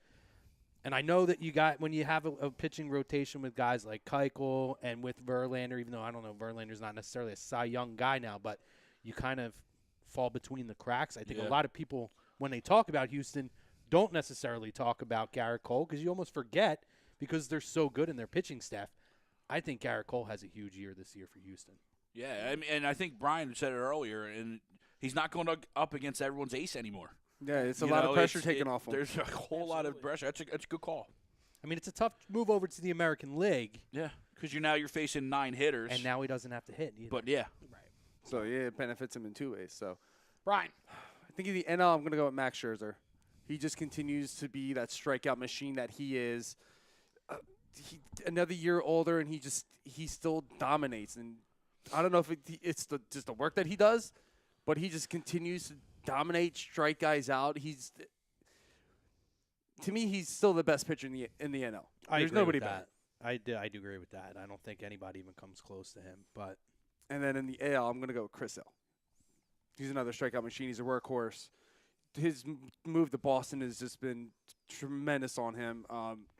Now he's on a winning team, so he can be competitive and not have to worry about, all right, another day in Chicago, another day in the cellar. Now he's motivated, and you can see it, and that's the way he pitched last year. if he has that year of complete dominance, last year he had the bulk of the year he was, but he definitely had a stretch where there was some bumps in the road for him. I love Sale. maybe I would say Sale is probably the only guy I would put up against Scherzer as far as if I'm looking. I know people love Kershaw. I do not love him as much as everybody else does. And that's fine. I think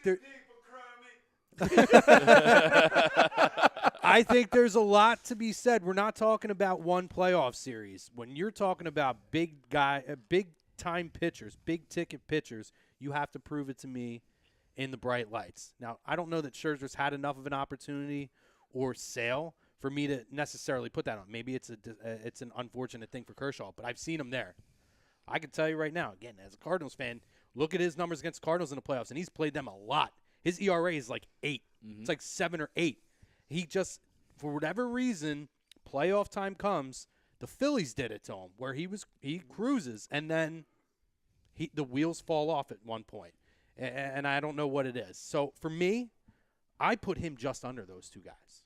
And if Sale can have that year of complete dominance start to finish, it's going to be tough for anybody to compete with that. Just better hope he doesn't come up against Nick Pivetta this year. Duel.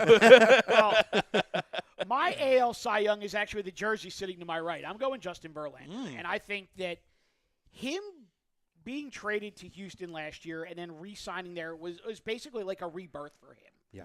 I mean, he has just looked dominant the majority of the starts that he's had in a Houston uniform, whether it was regular season, postseason, spring training, early this season.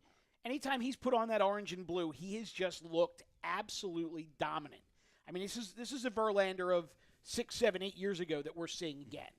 Now, can he sustain that through the entire season? I think he can, and if he does, there really isn't a better pitcher in the AL. I mean, there's guys that can compete, but I don't know that there is a better arm inning for inning in the AL than Verlander. My National League Cy Young Award winner is the guy who plays in the biggest city in the country who flies under the radar the most. And that's Jacob deGrom. I think in New York, everybody's all, Dark Knight, Matt Harvey. Is he going to come back? Is he not going to come back? Does he come back healthy? Is he the same Matt Harvey? Thor over here, Syndergaard, same thing. He probably could have come back last year, but there was no reason to bring him back. Is he fully healthy? Is his 10 strikeout first start going to be the norm or whatnot? And for me, you just have this guy, Jacob deGrom, who just goes out there every fifth day and just mows them down. Yeah. And I think this is the year, especially with all of the media attention in New York on Harvey, on Syndergaard, on the new manager, a lot on the Yankees with Judge and Stanton, that deGrom just flies under the radar, and then next thing you know, he's got 20, 21 wins with an ERA hovering around 2.25. Yeah. And you just go, holy shit, where did this come from? The Verlander point is interesting because I agree with you. He's tough, but the thing with him too is it took him a while. He had some stumbles in the road because he had to go from being that power pitcher to relying on his movement and finesse. Oh, I thought you were talking about Verlander. I was going to say.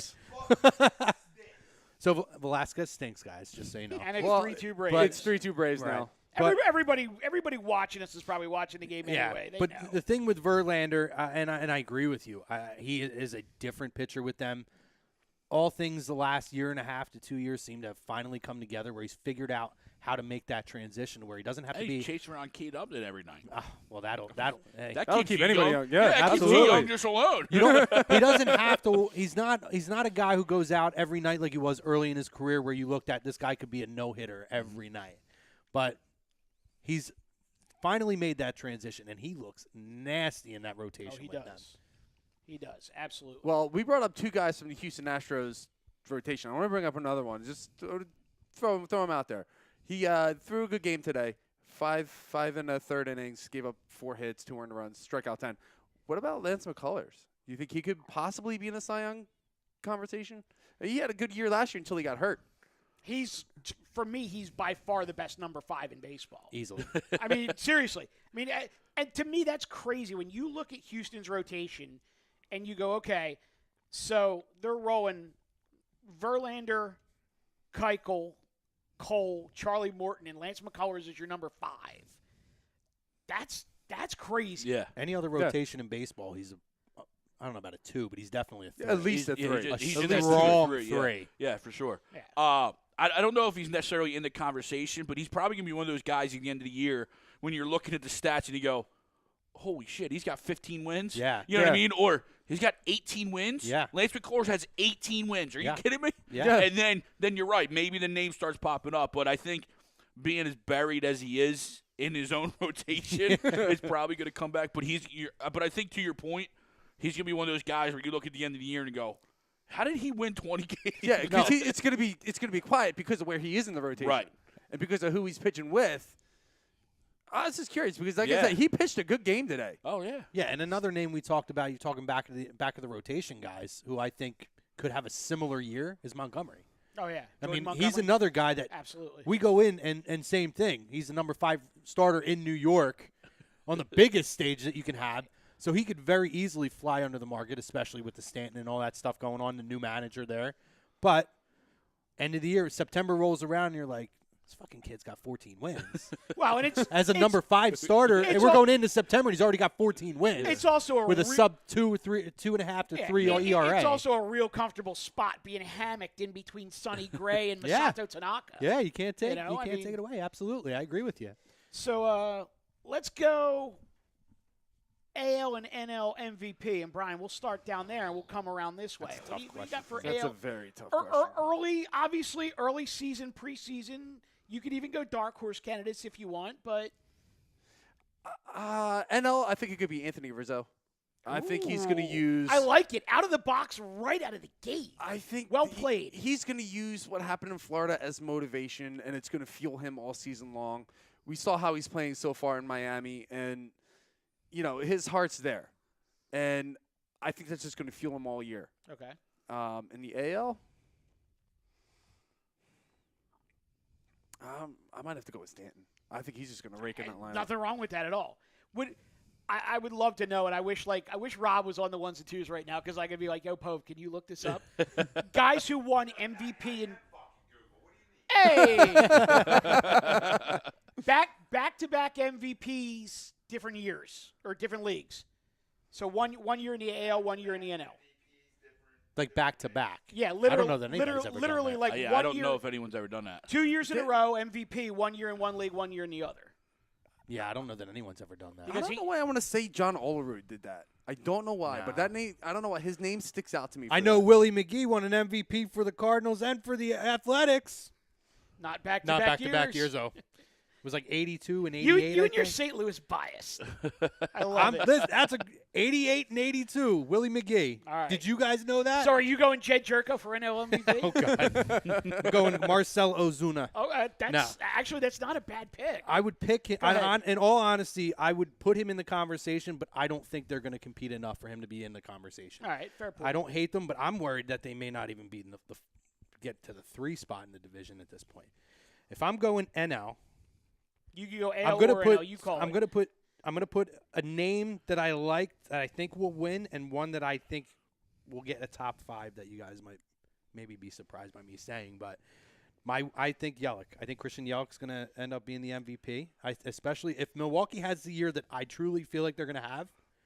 There's going to be no choice but to throw him in that conversation. You might love Yelich more than I do. And Tom. And I thought that Funny- was difficult. Funny thing is, I'm not even a huge Yelich guy. Like, I wanted the Cardinals to get Ozuna over Yelich, but I love the fit where he's at. I just feel You're like not it wrong. was so perfect. You're not wrong because You know? he's a hell of a baseball Like, player. I don't even know that. And I said I don't know if I would have felt that way if he went to the Phillies. But where he's at, and I love the and he team plays that's around him. And he plays a great Benny the Jet Rodriguez. Yes, he He does. does. Absolutely. Oh, that video was my great. God. That was pure gold. Best. Pure Best gold. ever. Absolutely. So The AL. name I'm going to throw in a top 5 guy. Okay, good. I think Rhys Hoskins might be a top 5 guy. I don't disagree with you. I was actually going to put him in as my dark horse candidate. And that's fine. You can. But- I'm no, not no. even putting him I'm in no, as a I'm not- dark I mean, horse. I'm not taking him I as think my he's. guy, I but- think he's going to get some votes for sure. What do you got, Dad?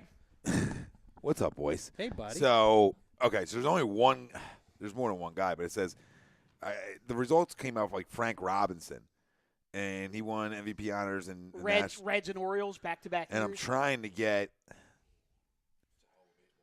I mean, Frank Robinson, if that's like the result that's coming up, that's probably legit because he probably won it with Baltimore and Cincinnati back-to-back years back in his heyday. No question. It's saying on Wikipedia that Frank Robinson is the only player to win the award in both American and National, but that's not true because A-Rod won it. Didn't A-Rod win it in both leagues? No. I don't think A-Rod won. He has played won in the No, he American didn't play the Looking at the NL. list. No, I don't know why that was coming up, but A-Rod won it with different teams. That was another one. So it's got to be just Frank Robinson. I'm trying to see if he won it back-to-back with different teams. And that's what I'm looking for. Well, I'm seeing Frank Thomas won back-to-back with the White Sox. I saw Mickey there- Mantle back-to-back. There's a lot of Yogi guys. Berra back-to-back. There's a lot of guys who have won back-to-back MVPs. Like A-Rod, Sam Musial, and Hank Greenberg, and Robin Yacht have won it at different positions. Right. Which is filthy. Which is yeah. filthy. Like, what? You can do – you're that good at both? I mean, even Mike Schmidt won it back-to-back 80-81. I mean, there's a lot of guys who have won them back-to-back. But it'd be interesting to see if we could find back-to-back on teams in Oh, I lied different about leagues. Willie McGee. He was back-to-back All-Star. He won the MVP in '85. All right. So my bad on that. So, all right. So while we're looking this And he up, won 2 batting titles, by the way. Just don't know. Greg is off mic right now. So let So me. it's only Frank Robinson. Okay. He's the only guy to win it. From everything I can find, Frank Robinson the only guy to win it in the Well, I'll National tell you what. American. Can't find if he won it back-to-back in both, but he's the only guy to ever win it in both. So that's It's entirely possible. That's thanks, good work Gook. by you, brother. Thanks, Gook. Thanks, boys. What's for dinner? I'll go make it. No, you go order it. Hopefully mac and cheese. Oh. So, Greg, you're up, brother. AL and NL MVPs. Not back-to-back years. He won the NL MVP in '61, and he won the AL MVP in '66. Okay. Interesting. So maybe there has never been a guy to win it No. back-to-back years Not on in two different leagues. teams in two different leagues. Yeah, I don't think that's ever been done Let's before. let's get somebody from Elias on that for us. So, what do you got? I didn't even think I gave my American League guy, you sons of bitches. Oh, you Did did. you? Go ahead. No, you just Go ahead. because you said Reese Hoskins was your. I think he'll finish top 5. I don't know that he's not going to be up. So you got sniffing number one an spot. American League If guy? I'm going American League, ooh. Probably should not eat that right before I get ready to talk. Yeah. See, I don't want to pick. Let me sit on it because I don't want to pick Stanton because he's the popular choice. I got to think about who I'm going to All right. compete with him with. Go ahead. Okay. I want to say Bryce Harper just Okay. because I'm a Bryce guy. I love Bryce. All right, go right ahead. And I think he's going to have a monster year, especially because it's a contract year. He's going to get ready to just bet where the Phillies or someone's going to back the Brinks trucks up for him. He might be the first $300 million man.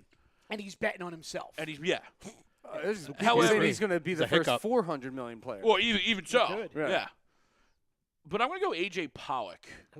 That's a good pick. I'm going to go A.J. Pollock because I do believe – I know you're big on the D-backs, and I think they're – and I agree. I think they're going to have a sneaky year this year, and him and Goldschmidt are going to – I think they're just going to mash this year. All right. So that's going to be my pick. He's going to, a little outside the box, but And honestly, I love him as a player. It'll be interesting to see if he can actually lift his game to that level. Agreed. Because I think he's got the ability to do agreed. it. I always looked at him, and I've always looked at him in like a fantasy standpoint, and I'm like, how is This guy's a stud waiting like, to happen. why is this guy why is he so drafted so high, or why does everybody want him? I'm like, he's just a guy. And then you actually look at him, you watch him play, and you're like, no, this than a guy guy. can Yeah, actually yeah, ball. Well, he does everything. Well, yeah, that's exactly and he's it. a way, way above average defender. Yeah. So, all right, American League. In my American League, I'm going to go Mookie Betts. Nice. You know what I mean? I think in a that good pick. outfield with that team, I just think he's gonna be the table setter, and he's gonna get on base. He's gonna score a bazillion runs with Martinez and Benintendi betting behind him, and the rest of that lineup with as you said, Suarez or Devers over there. Mookie Betts. There you go. You got your American League guy? I do. Go ahead. I would love to pick Machado because of the contract year, but I don't think they're going to compete enough for him to be in the conversation. I'm going to go Carlos Correa. I think that this is the year now. He did it in the World Series.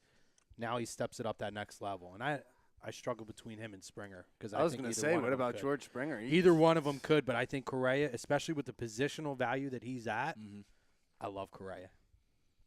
Nice. So for me, if I'm laying money on the Rockies to win the National League West, I got to go with Nolan Arenado. There's nothing wrong with that, bro. That's a good pick. To me, Nolan Arenado is a top 2 player in the National League. For me, I think the 2 best players in the National League are Bryce Harper and Nolan Arenado. There may be some other guys that you could Not much of an argument. slot in there on a given day or whatever. But for me, it's Arenado, and I think with him, it's average, it's power, it's Gold Glove caliber defense, it's leadership. I mean, he's a guy right now that is checking off all the boxes. And if I may be wrong, but isn't this a contract year as well? It is a contract year for him as well, correct.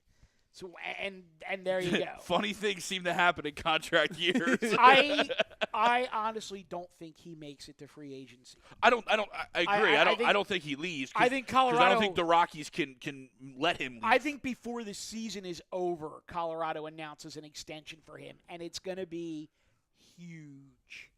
My American League MVP. I'm actually kind of leaning in your direction a little bit, but a tick outside the box as well.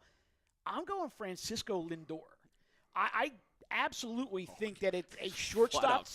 Yeah, he's a fucking but, baller, But man. if we're talking, because if you go back, 5-10 years ago, you were never really looking at shortstops out of the American League as MVP Aside from candidates. Cal Ripken. Aside from Cal. That's it. Exactly. Yep. Cal and A-Rod, and that was really it. And Cal changed the game Yeah. as far as Yes. shortstops. It was Ozzie Smith and type of guys. It was Cal and Barry Larkin are the 2 guys who showed that offense you can hit in the shortstop position.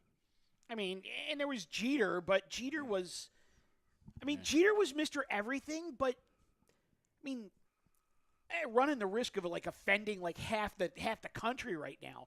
I mean, if you put Jeter, Offend away. right? But 'Cause if you don't, I will. No, but I mean, if you put Jeter in his prime up against a prime Carlos Correa and a prime Francisco Lindor, to me, Jeter's third.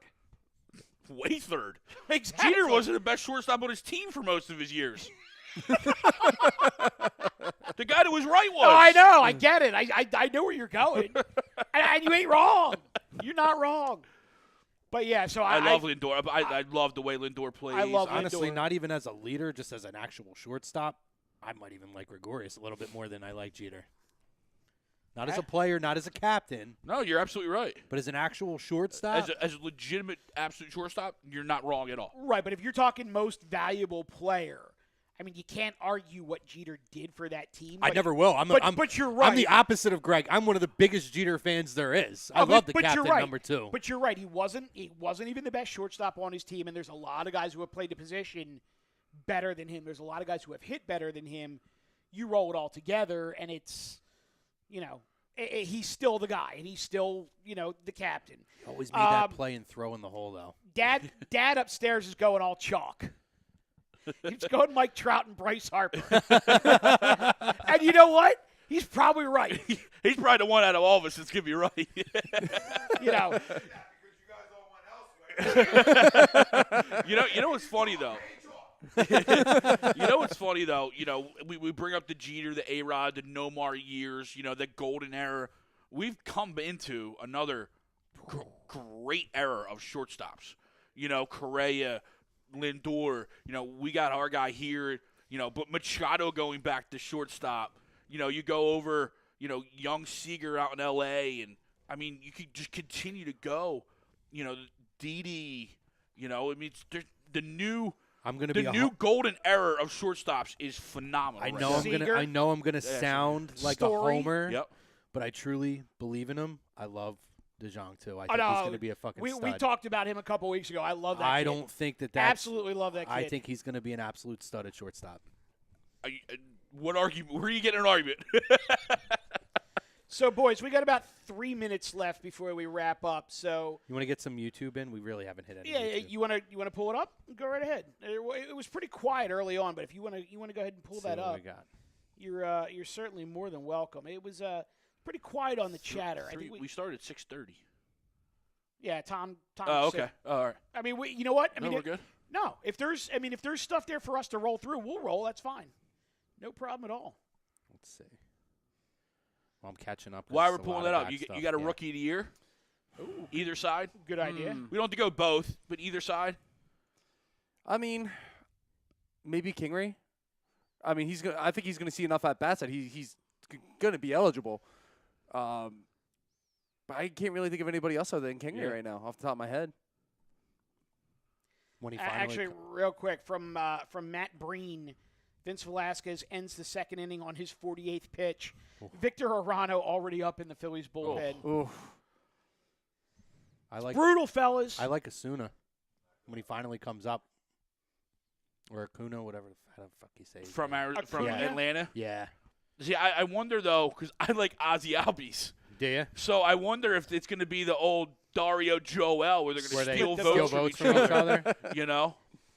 Interesting. But I do agree. I think he's think going King- to play enough to where he's going to be in the conversation. Kingery has a very good chance at winning it. You know, and you would think signing him to this type of deal the way they did it, A, he's going to be playing enough. Right. And B, they saw the actual talent there that they're going to believe in to sign to the deal right away. And what's nice about Kingery is he doesn't play just the infield; he can play the outfield He sure too. can. So he's a versatile player that, if somebody needs a day off and Kingery's been off for 2 days, you can throw Kingery out in right field. Yep. You can throw him out in center field if a double needs a day off. Yep.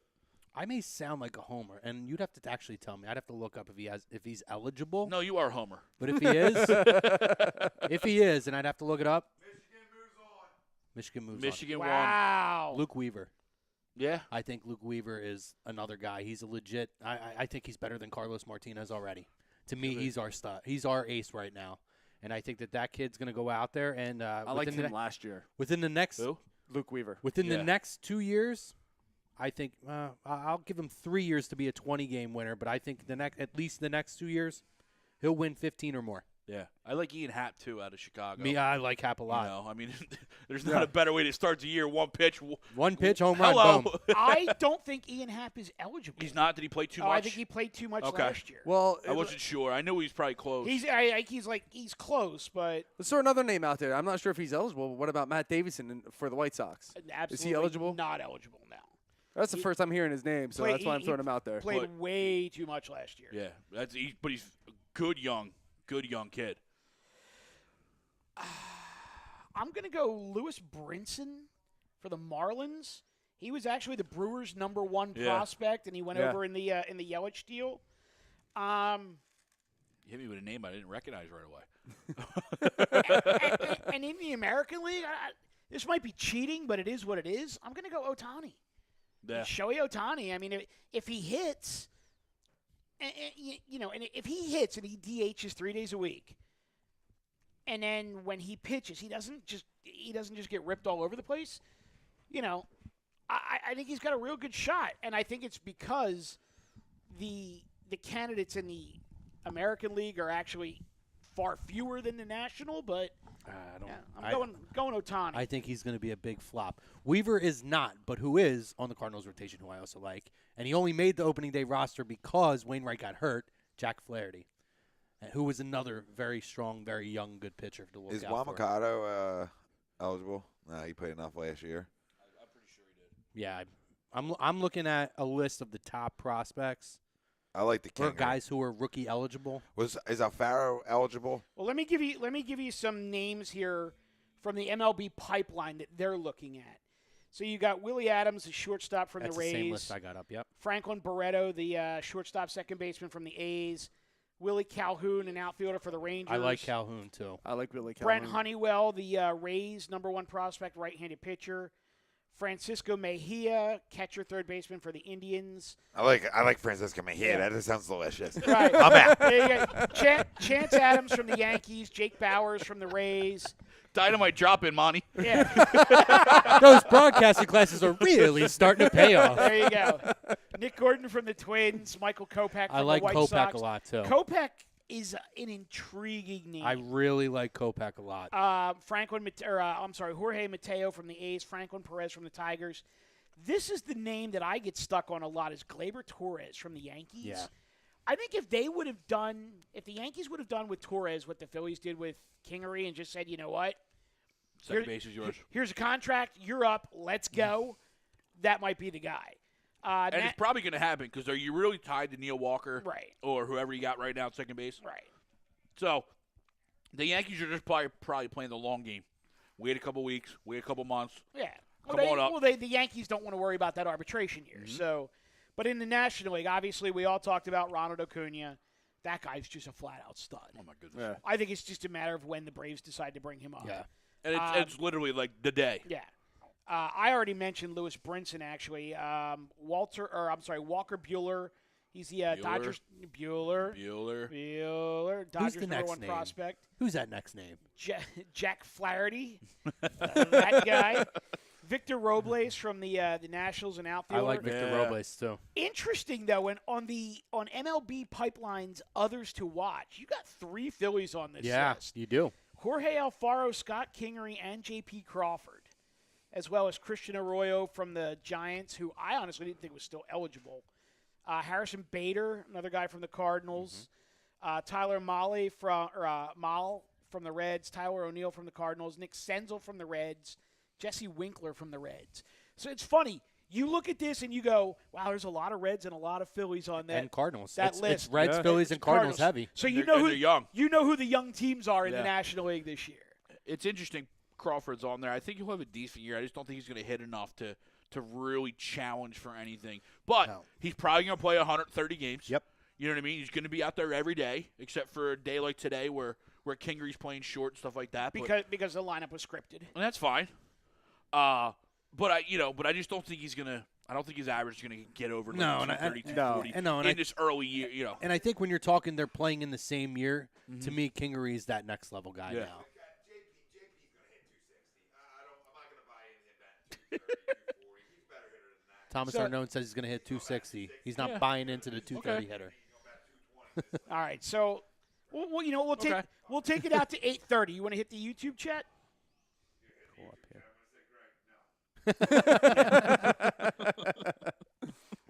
All right. Should I just start running down from the beginning? Just run it. Go right ahead. All right. Sixers JT said the Phillies didn't beat the Braves yesterday. They beat Gabe Kapler. It felt like he wanted us to lose considering all the pitchers he used. Syndergaard, a Cy Young candidate for sure. Rob Povia says, let's go Mets. If he stays healthy, big issues with my Mutts. But if anybody rebounds from an injury and stays healthy enough to win a Cy Young, it'll be him. Rob's probably loving he's life talking about right now Syndergaard. because 2 of us had picked Mets pitchers for the Cy Young. He's either loving life or he's like, shit, now they're screwed. Sixers JT says if it weren't for you, Darvish, Dodgers would be champions. Maybe. I don't know that for sure. I can't say that. I think that might be a stretch. Dodgers could have hit a little bit. Who else was going to pitch in his spot? Yeah. I mean, David Roska, my Angels are winning. Let's go Angels. Oh, David, come on, buddy. Angels. Did he hashtag Mandy Rose you? Not yet. No, but let's go Mandy Rose. Sixers JT, Angels are winning the World Series? Question mark. I agree. Colorado's a dark horse. ALCS will be Sox and Yankees for sure. So he's on that Sox bandwagon with you, Tom. James Wilder, oh shit, I made it to the YouTube side. Woo! Super Sixers. He said, I heard your name. Wait, I don't know what that is. Rob Povia says, who let the Canadian hear this isn't a hockey roundtable? Hashtag America's pastime. Hey, how you doing, eh? Wilder says, I'll talk about anything. Where did this narrative come from? LOL. Lately, I'm not allowed to talk about sports unless it's curling or hockey. He said, if it has time or a score, I'm interested. What about cross-country skiing? Yes, tell us about that. And then Rob says, I'm curious about the healthcare. And then Rob says, everybody loves baseball. Hashtag Larry Walker. I love Larry Walker, by the way. Larry Walker's great. Rob Povey, Thor. ALC, he was talking about Thor. Cole will have to have a good year for the Stros to return to ALCS. Agreed. Others will wither from fatigue. I don't know about that. They're pretty deep as far as pitching. But everybody goes through it. I mean, you thought the Cubs were pretty deep. Yeah. And they struggled early part. I mean, they bounced back, but they struggled early on. Different types of pitchers, though. Yeah, you're right. I would say that Major League Baseball is probably the hardest of the 4 major sports to repeat in. Because for me, as the offseason shortens for teams that stay in it later, yeah, I think that's arms, that's legs, it's tired arms and tired legs. Hockey's probably a close second. See, I think hockey would be a little more difficult. It's just me, because I love playoff baseball, but to me, playoff hockey, and I'm not even the biggest hockey fan of all the major sports. Honestly, it's my fourth favorite. Playoff hockey's on a different level. It is. And when you talk when you get to the hockey playoffs, a number 1 could get upset by a number 8 just like that. And you have a so hot I don't. goalie I don't think hockey's the one sport where I don't think anybody's safe because anybody can get hot at the right. We went to the fucking Stanley Cup with Michael Layton, and I mean at that point, and that's the Greg's point. You get a hot goalie, you can run the table. right? But here's the thing, and this is to me what's like counterintuitive though, is you get hockey players that will play into game 5, 6, 7 of the like the NHL Stanley Cup Finals, and they take 2 or 3 weeks off. And then all of a sudden they're playing like lacrosse or like beer league hockey on some rink at home up in Canada. Like hockey players, to me, for whatever reason, just don't ever seem to get tired. I mean, it's like, Right. But Major League Baseball players, it's like, oh, we went to Game 6 of the World Series. I can't throw again until late January. Like, It's conditioning. And I It think is. a lot of it has to do with conditioning. I think a lot of it has to do with muscle memory and stuff like that. I mean, don't get me wrong. I am not disputing a thing No, you I don't said think about you are. hockey. I don't think you are. No, But for whatever reason, like hockey players are just like machines. They are, and it's crazy to think about that. That's why a lot of people will say, well, and again, I can't believe I'm saying this, but like, oh, the NFL is the most grueling, tough sport. I don't know, man. Fucking hockey players. You talk about all the conditioning you have to have, the hits. It's constantly going back and forth. I don't know. I would have to at least throw them in that conversation. A lot of people throw it into the conversation. I mean, you can argue one way or the other, which Right. one's tougher. Me personally, I think you got to be tough to be a hockey player. Yeah. Oh yeah. I mean, with half of the, you got to take a puck. You might take a puck to the face at 105 miles an hour, which is hard frozen rubber. You got to worry about possibly getting a skate to the face, a stick to the face. If you're, I know 2 players in the NHL that actually had their throats cut open. Yeah. So I mean, it depends. I love when a team gets eliminated from the playoffs, and then you see the legit injuries that these guys were playing through. And that's You the know what other I mean? thing Like, too. Like these guys, I mean, the brass sacks that are like between these guys' legs, like. I didn't. I mean, no wonder why they walk around like they're gods, because they are. Some of them. Yeah, well, like somebody, they get eliminated from the Stanley Cup playoffs, and the next thing you know, it's like so and so is getting like dual ankle surgery because he's got like a broken ankle on one leg and bone spurs on the other. And like, but he played through it. Look at you guys like Chris Chelios, who was like 48 when he finally fucking retired. Like, what? Yeah, I mean, even like Yager's still trying to play at 45. Jesus Yeah. Christ. I mean, nobody wants him in the NHL now, but I mean, he still plays at a high level. Yeah. But he might not skate as fast as some of the guys today, but his conditioning is great. This is great. My buddy Chris Lawrence just chimes back in and he says, if I never see Vinny start another game, that will be too many times. I don't know what it's going to take for them to see that he's not a starter. Chris, 100% agreed. I'm with him. I mean, he's got great stuff, but he doesn't have that longevity. He is a one-inning guy. You brought up the Cubs. Look at that starting rotation compared to what you're looking at with the Astros, though. Mm-hmm. It's deep. They don't have to tax these guys. They have a deep bullpen. I have not been sold for a while. I mean, other than the World Series year, I don't think Chicago's had the greatest bullpen. There's a problem when you have to go out and you have a closer who, at that point, when you traded for Chapman, was the number 1 closer in the league at that point. And obviously they did see something that we didn't see, that you have that many concerns, that your lights out closer can't get you to the end of the season and get you to the dance. Yeah. And now you've seen what he's become since then. And then you're talking about guys like Lester and Darvish, guys who have a track record of not being able to be conditioned to stand all the way, I look at Houston as a different story. That rotation is, other than Keuchel, who's had blips, other than, I think he missed a significant time 2 years ago. Other than that, or 3 years ago, none of them have ever had issues with that stuff. They've all had. They've never played past 162. They're strong. Verlander? Verlander has. Garrett Cole has. Yeah, a little bit. 1 game. That's okay. It counts. That's 163. You said none of them. It's true. The whole rotation has. Quick update on the Phils, bottom of the third. Atlanta increases the lead to 4-2. Yes, let's go. And it looks like Velasquez at this point is at 66 pitches.